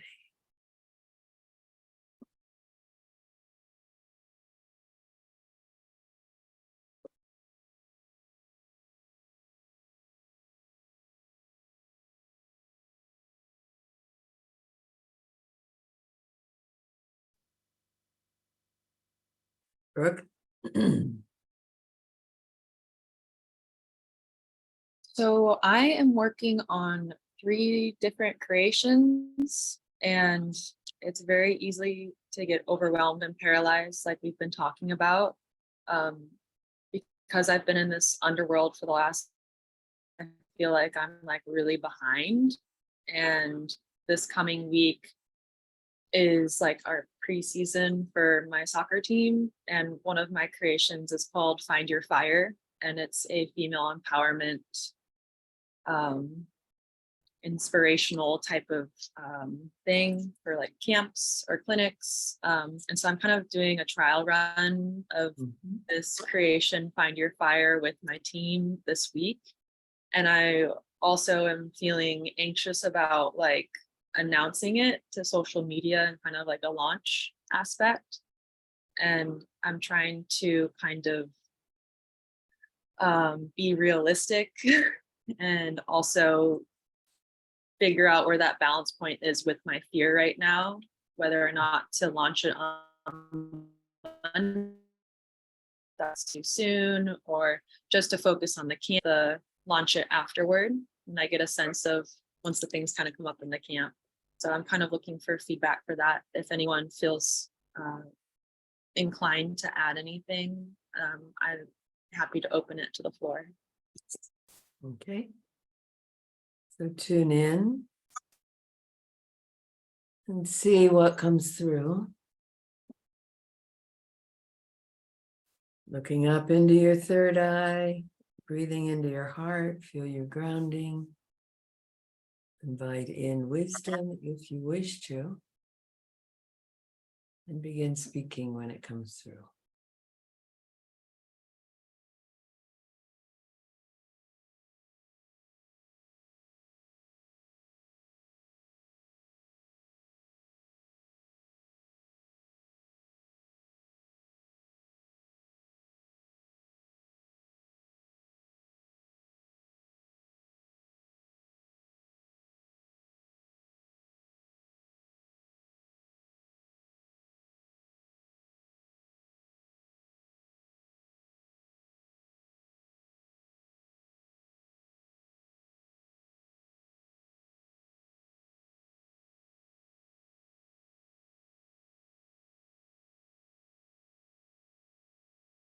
Just to clarify, we're hearing that you could start this as a pilot locally. You've thought about also launching it online. You're kind of scared about that. You're not sure if it's better to do a pilot locally, and then you said, and maybe after soccer season starts, to not do it at the beginning. Were those the questions? Yeah, like if this creation is ready to be launched, or if it's still kind of in research mode. If that's really kind of what I'm trying to figure out, because I've had a habit of launching something before it's ready.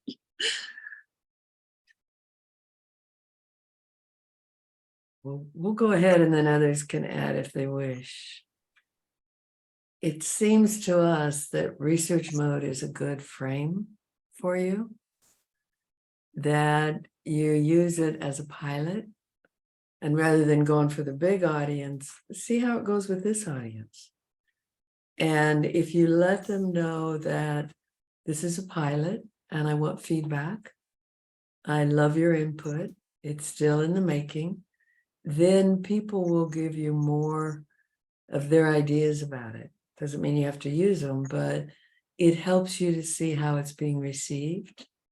And if you listen really carefully to what they're wanting and maybe not getting yet, that's part of your promotion when you do launch it online. It's like, are you wanting such and such? Are you wanting da da da? So they're telling you, in a sense, kind of the pain points or the marketing points in your pilot project. And it allows you to see how it flies, see what the response is. And then build a marketing for the next level rather than rush into it. How does that land? Feels a lot more easeful, because then I can just focus on the upcoming camp and just really structure of it and all the inspiration that comes through, and also being open to how the girls respond to it, and then seeing how like that's a launching point for our entire season, and seeing how that like continues to like touch back to that starting point. Right. So thank you. And then if you want to change it, you can, because it's a pilot. Yeah. You see, gives you more flexibility. Yeah. Thank you. Anyone else? Juliet? So you have many, many ideas, sort of like the marketing funnel. It's like many, many ideas out here. And the idea is that when you start to come into the funnel and you start to bring them down into a point that the point is that is where you will then find the answer of what to bring forward. There's much excitement, and you have so many things pulling in that you're coming into, and they're very good. But it's as you start to learn to go like this and to filter all of the information coming in, you will get to a point where you go, that's exactly what I needed, because you do know. So it'll get to a point where you start to filter out all the peripheral things you're learning and knowing and stuff, to the point of, oh, this is what I want to do. It will be, you will know. They're saying you will know, because it's like, oh, that's it. Thank you, Juliet. That resonated very deeply. And I mean, I'm like super excited. So it's like, I want to like do everything and I can't right now because there's a golden nugget that everything's kind of like piecing to, and I'm still like unraveling it. And I've been unraveling it since I've been soccer coaching, and I feel like I'm really close. So I'm very excited. Yeah. Thank you. You're welcome. Good challenge, Yvonne. What came up for me is that it's not an, you know, Brooke, you asked about it like a practical question. And as I see what came for me, it was like, it's a lesson about listening to your inner voice. Because in your inner voice, you know exactly what you need to do. And the question that was asked was, what stands in your way to listen to that inner voice? If that is helpful for you. Yeah. I think what stands in the way of that inner voice is like the excitement of my inner child, like wanting to celebrate this. And then there's also the like the more like masculine yang aspect of myself that's like, well, if you're going to launch something, you need to do it like this. And if you don't, like, that's not good enough. So it's interesting to kind of to see that. But the theme that I keep getting with all of these three creations is that like, there is no rush. It's all just go at your own pace. And like these reflections are kind of helping me anchor in that truth and that resonance. So thank you guys. Mhm. Olivia? What is coming through is the level of excitement should be carried out throughout, whether you feel as though it's not leading you anywhere. So the excitement is what will manifest what you are, as Juliet said, funneling down to. So as you funnel down through all of these ideas that you have, the experiences that you've had with the extensive researches, or even the feeling of launching before it's time, what is being revealed is there's no such thing as launching before it's time. It is always the right time. And if you look at the experience as perhaps it in your expectations of how it should have unraveled, it did not utilize then that contrast to then narrow down what you are wanting to really manifest. So this will allow you, with all the ideas that you have and the excitement about the ideas that you have, for the idea in a specific moment to rise to the top and say, this is ready to be birthed. This is what all of my experiences have accumulated to birth this particular idea, and the launch is ready. And then you evolve or involve, if you will, from there. Because once that's done, there's always something more to do. So with what you are contemplating in terms of, especially in terms of, because I keep hearing, oh, I've always done this and it was never the right time, or I've done this and it didn't work out the way I wanted to, or this didn't show up, or that person didn't show up, or there are certain elements missing according to you. for that launch to be successful.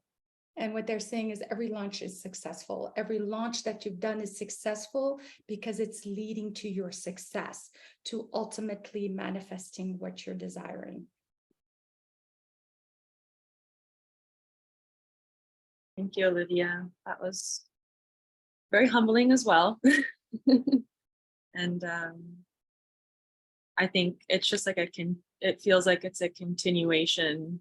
Like this journey's been going, this creation has been essentially been wanting to be created since I was a little girl. And so it's been decades of launches in a way, or like climaxes, and then the hero's journey and whatnot. So I think I just need to continue to ride the wave and recognize that there's always going to be ups and downs, and that when I do decide to launch it, or however I decide to show up with this creation, is going to be perfect in the perfect time.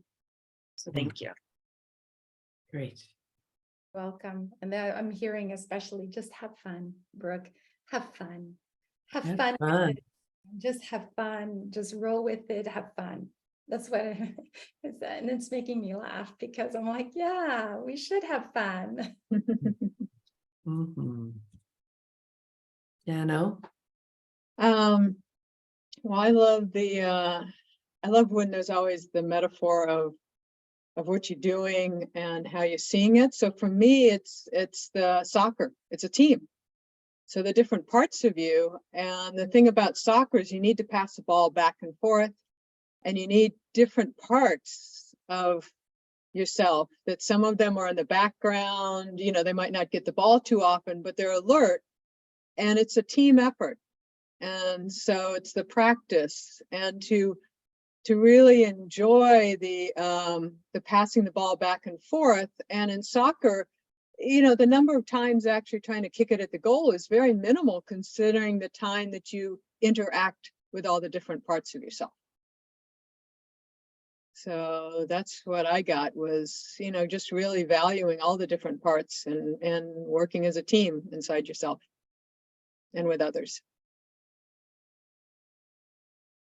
I see it as like, I think that's a really good way to see it, because it's opened up my eyes to like what we're doing on the field is we're all deciding to enter into flow together and stay connected to each other. And even though like some of the players may not get the ball, like you're saying, it takes everyone to move up the field and to like come to that climactic moment of a goal or whatever it may be. So yeah, I'm just really excited. Yeah, great. Great. Thank you guys. Thank you all. It's like good, clear wisdom coming through.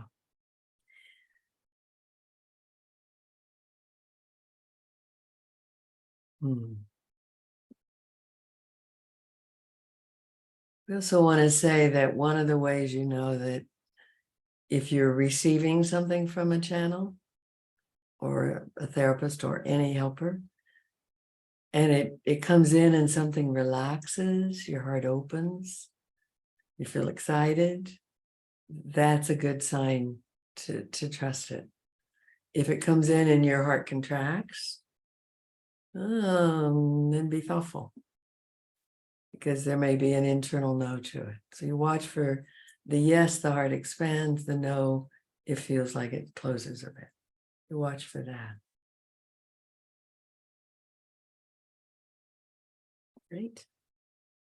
Shall we do another inquiry? Thank you. Thank you all. Juliet. I'll do one because I haven't done one. Okay, so as you all know, I'm, taking time to heal and regroup, but I've done so many things. Like I did this biomancy study with Dr. Azra Bergtran for a year, learning about the earth and connecting to sun. And I'm supposed to be working on a dissertation. It was for a year program, and I have another year. And then I've done Tamado, and I just did Lotus of Life training using sacred geometry for healing. And my question really is, and I don't, it's that the integration of all that. It's like I step back and I'm like, sometimes I feel like there's just so much information and so many things I've done. It's like, you know, bringing that into something that makes sense to me. And do I really want to do do I really need to do the biomancy, you know, dissertation? Do I really need to, you know, like what is that assimilation process and that grasping that, you know, what's mine? Like, does that make sense? Am I asking, is that clear? What's mine, you know, like, yeah, because then I get, you know, I go like, I should be doing that, or I should be following exactly what he says, but I have created a way to do it for me. And that feels right for me. So yeah, so the question is kind of about, you know, the integration of all that we've learned, because I'm sure all of you the same thing. It's like you've gotten through so many things, and then you try to bring them into you to create your own way of doing it that fills you up, that not feels like a burden. So if that makes sense. Mhm. Okay. Do you want answers from anyone here? Oh yeah, everybody, and the council and everybody. Everybody, everybody, come on in. everybody's serving the light. Everybody serving the light, hallelujah. So. And serving the dark, because the darkness is beautiful too. Well, I was just laughing because I hear you giving your own wisdom, Juliet. You know, if you listen to yourself, you said, you know, so you pick all these different things and you bring them into you and stuff. And yes, you bring it into you. You're authentic, who you are. So I think you answered your own question. You just, whatever you need though. Do you need permission to be totally authentic and bring you forth, or do you I think deserve it, or what do you need to do it? I think, wow, I think I need permission to be me. Okay. Mm. I Mm. think I don't, yeah, I think it's, so I'm going to just share this because I think this is important. So I'll look at somebody on Facebook that's, you know, in the light, showing their business and doing this. And then I just close down. Like, I don't have that. Like, I don't have that. And there's something about that that's pretty, you know, like blocking, like just blocks me. Yeah. So a little mentoring. You're taking in a good place of permission, needing permission. But we would say, the next question is, whose permission do you need? Rather than giving our permission, whose permission do you need, Juliet? Well, I need my own permission, but there's something outside of me that has, you know, like that it's about shining your light and letting that light be seen. Yeah. Like somehow a wall went down and said, no, you can't have that. Like you can't have that. Yeah. So you need your own permission. Would you like to give it to yourself? Yes. Would you like to give it to yourself now? Okay. So I give myself permission to be my authentic self and shine my light to the greatest light, to be of greatest service, love, and wisdom for mankind and myself. And breathe. Breathe, notice how that feels. That's the integration.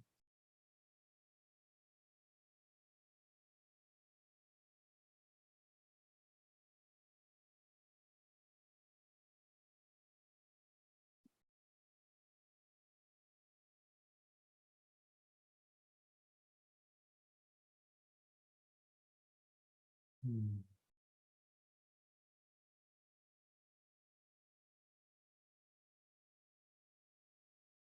What do you notice with that? Whatever came down, is it still there? A little bit. But less. It's less. It's a little bit, but it's less. It feels like there's an answer I'm still looking for. That's not about giving permission. That there's still something I'm looking for. That's not about just giving permission. Yeah. Olivia? What came through when Jan O did say permission, which resonated a lot, the other component, and I don't know why I'm getting, there are three components to this, but the other component is also authority, feeling that the authority is outside of you. looking to others to gain the knowledge that's within you, the wisdom that you already carry. And you already know the answers, you're already on the path, you have the inner guidance that is telling you, yes, while it's maybe fun and also may appease your brain or your mind's inquisition about certain things, learning is always a good thing because it allows for expansion.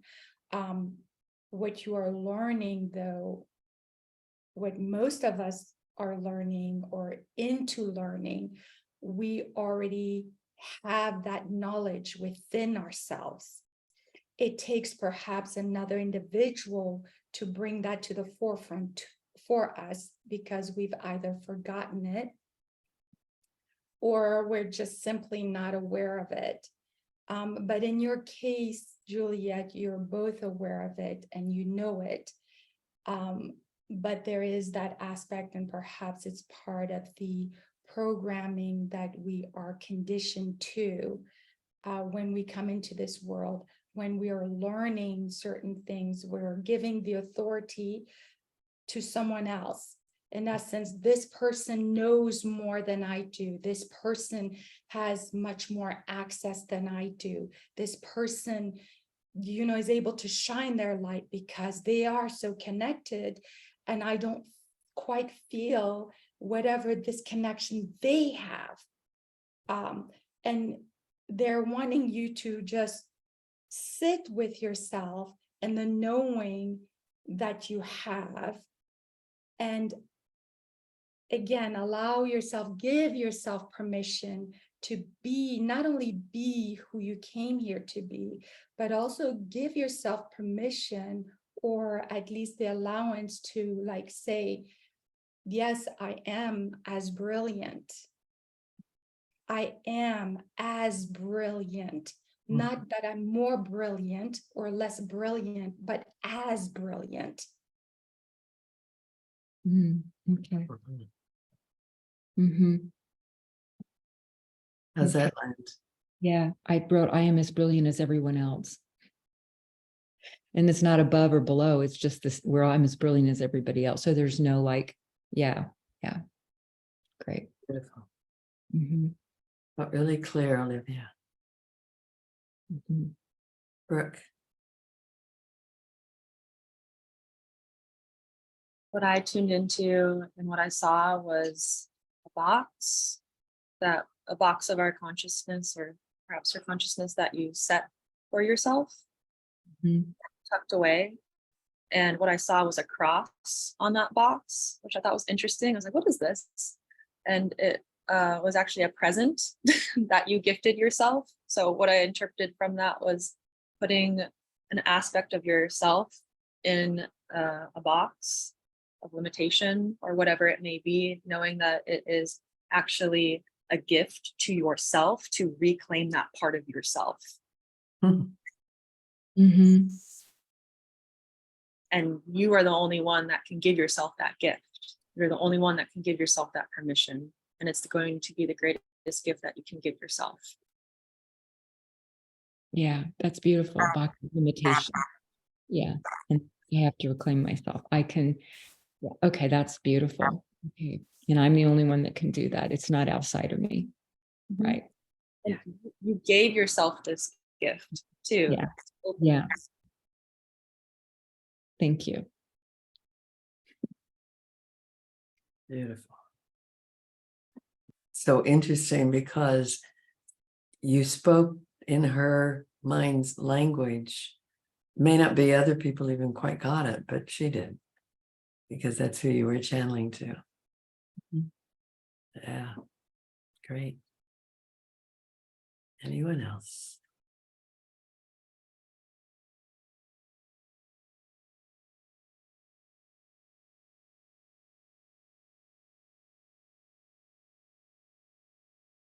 So, Marie? What's been coming through as everyone has been speaking is you're seeking knowledge that you already have. And it looks like as you take these courses or these classes, or you seek this knowledge, you are actually saying, oh, I know that. Oh, okay. I'm glad they said that. That affirms what I know. I know that. I know this. It's like you have all this knowledge. You channel it down. You've been doing amazing readings for us. I mean, you're just amazing. And the knowledge is all there. And maybe the classes make you feel good, but it's almost like they're just for fun because you already know it. You already have it. But somehow you think more education is better. I'll get more education. It'll be better. You already have it. What you're seeking, you already are. Yeah. How's that land? Oh, that's so true. Yep. Felt really good. Yeah. We want to say about the doctoral, the dissertation and the this and that. If you watch this replay, notice all the shoulds and say no to them. Should I do the dissertation? That's somebody else's work. If your heart says yes, if you're drawn to it, if it serves you, but to do it because someone says, this is how you do my work, you're not doing their work, you're doing your work. So you can say, you know, I'm just borrowing a piece of yours because it connects to my soul wisdom. And so I feel I got what I needed. Thank you so much. And at any point, you can do that with any of the teachings.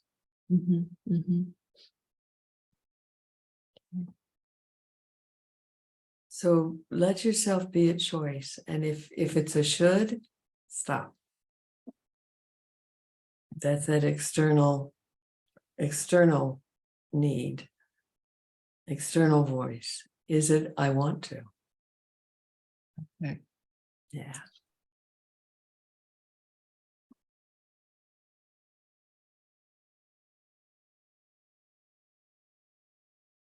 So Thank does you. this feel complete? Yep, it does. Thank you very much, everybody. That was great. Thank you very much. We have time for a quick inquiry that maybe the council will answer.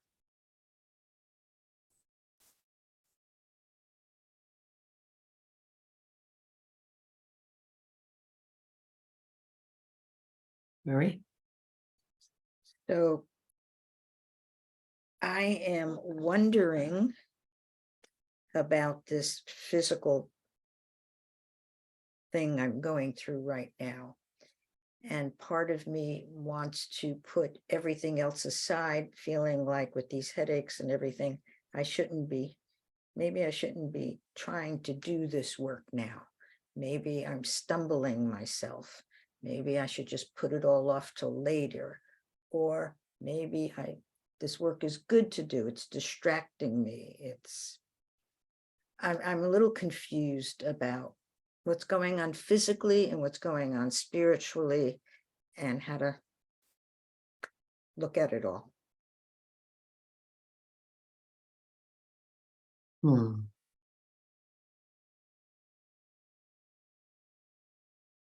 So we asked for a quick question. This is a big question.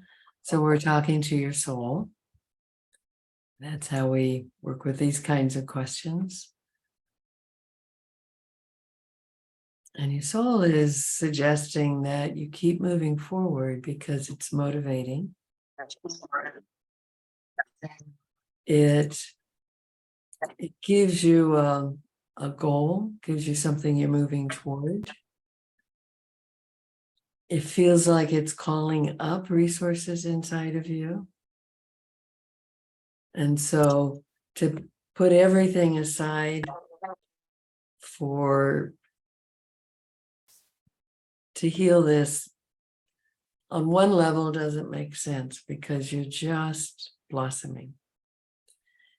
Then if you're not going directly to surgery, you want to go, what needs to shift here. Where am I contracting? Where am I causing neck and headache pain? We notice you're often looking up like this, which kinks the neck. So you pay attention to your posture. Are you aligned? There's a postural alignment course that Evelina got her completely out of pain, from a 7 to a 10 every day to almost no pain. And it's worked on necks and backs. So you might try that first, because surgery is irreversible. So she can send that information to you if you'd like. Thank you. Your soul is saying that it feels like you've exhausted all remedies, which is why you would go towards surgery. And you haven't. There are more remedies, and it feels like there's an energy healer in your very near future that can help unlock the secrets of this and restore your body. So to go toward, I'm calling in the greatest healing for myself so that I can do my soul's plan. I can keep having forward motion. And Spirit, you got to give me all the keys and all the people that I need to unravel this. I will not do this work with headaches and neck pain. I will do this work without headaches and neck pain. So let's work together and get me out of headaches and neck pain. What's under it, and what's under that, and what's under that. And it feels like calling in an energy healer that can really make a difference. We also sense from your soul that 20 to 30% of this is resistance to that forward motion. Is from a fear-based in a young part of you of, if I do that, I'll get ahead of myself. And the energy is like your head wants to go forward from your body, and then that kinks everything up.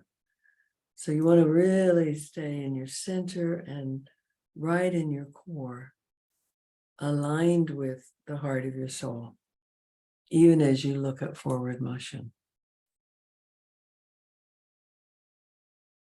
Thank you. You're welcome. Juliet? Say something that keeps wanting to come through. Is that okay? So there's this sense that if I can take this out, then I can move forward. But you can't take anything out to move forward. You have to work with what is in order to move forward.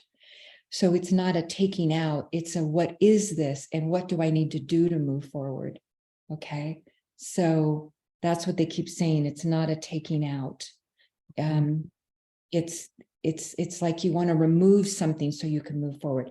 Embrace things so that you can move forward. You embrace it, bring it in, and then work with it to move forward. That's the message. Okay, hope that helps. Very helpful. Okay. And you may want to have some deep conversations with your body mind. Mhm. Talked about that in the second class. To really ask your body mind, what is this? And what's needed? And what will release it? How can we work together on this? And like Juliet was saying, that you can't fight it. You have to go into it. You become a friend of the pain and ask to collaborate with your body mind on finding a way to transmute the pain or the cause. Yeah. Anything else coming through for anyone?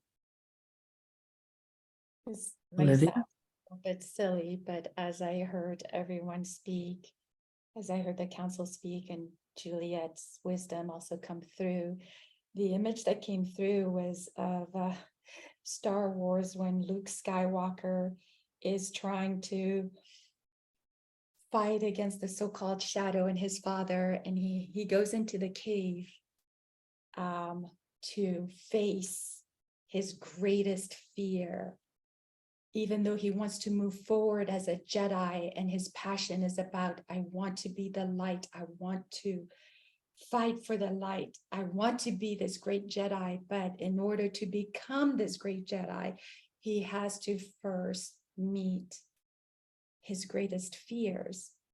And it's only the fears that were keeping him back from becoming this great Jedi. And the fear was he had to go within this cave to fight who he thought was his nemesis, his father, but was really, in essence, himself. Mhm. So that's what came through. Silly, but I don't know, it just came through. No, I could really hear that. No, thank you. Yeah, Beautiful. thank you. Anything else? Any 2-minute wisdom, Brooke?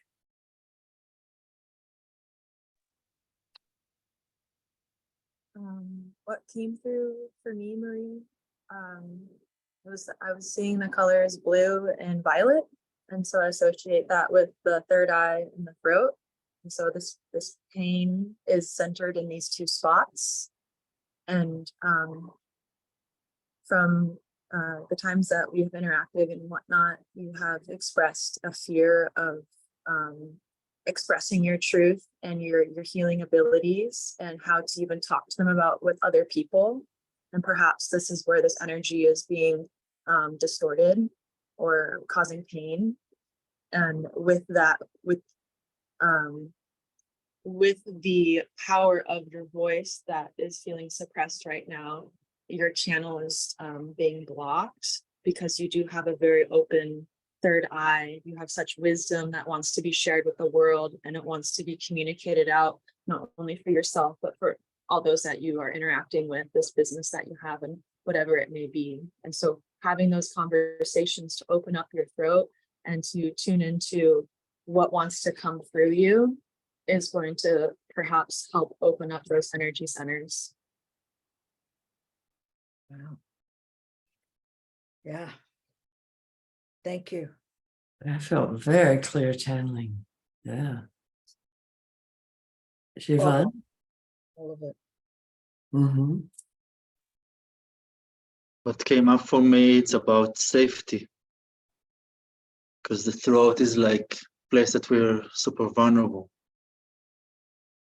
And the question that I would ask you is, what do you need to feel safe?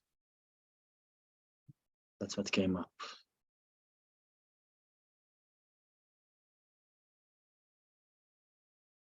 Wow. That's a great question. And I'm not sure I could answer it right now, but it is definitely some for me to look at, feeling safe. Mm-hmm. Mhm. There's something in that when Brooke was speaking, we heard like a little kid's voice in here going, don't, like, don't let people see you. Don't go out there. Don't get visible. Don't.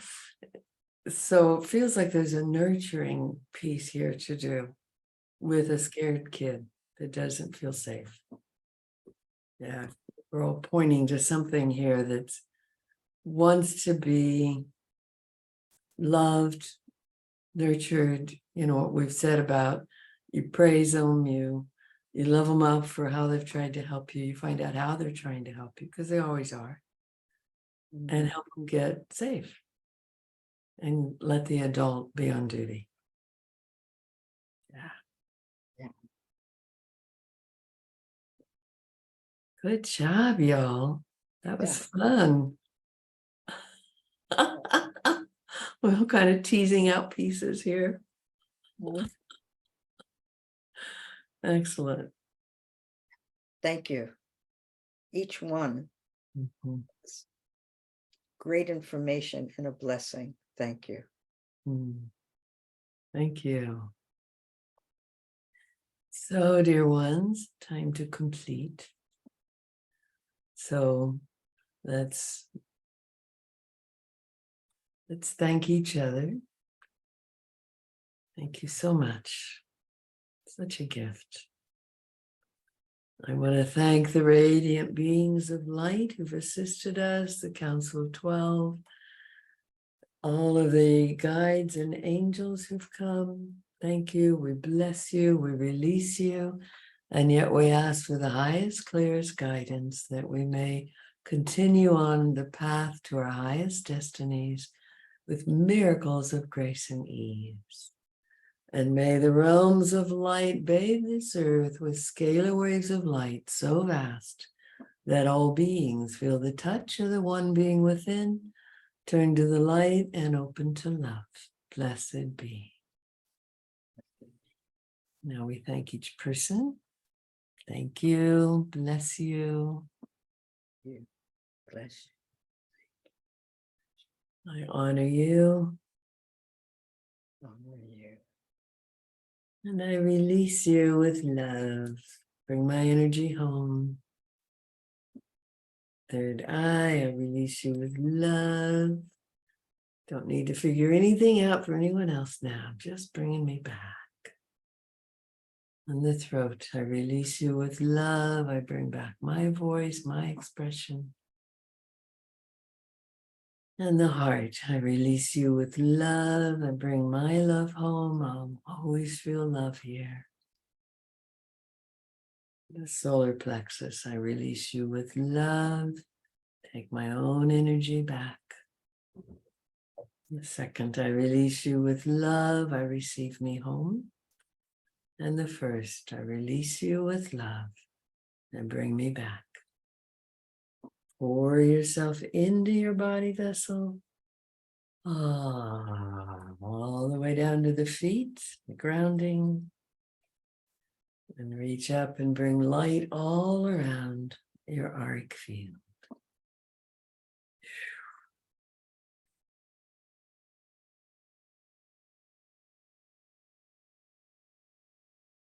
And let's do Om to complete. Full breath in and out first.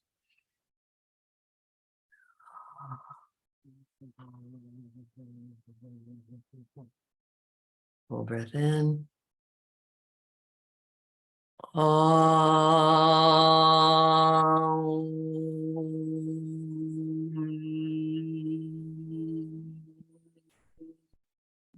Twice more. Full breath.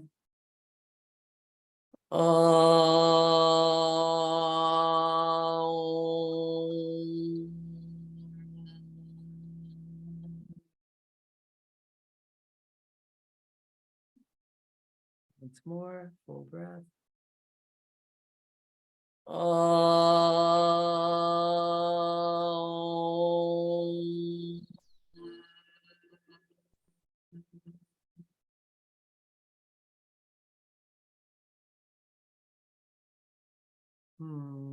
Thank you all. Thank you. Thanks, everybody. That was awesome. Really awesome. Have a great week. And Thanks. post Mighty Networks. All right. Bye, Thank everybody. you. See you next Bye. week. Bye.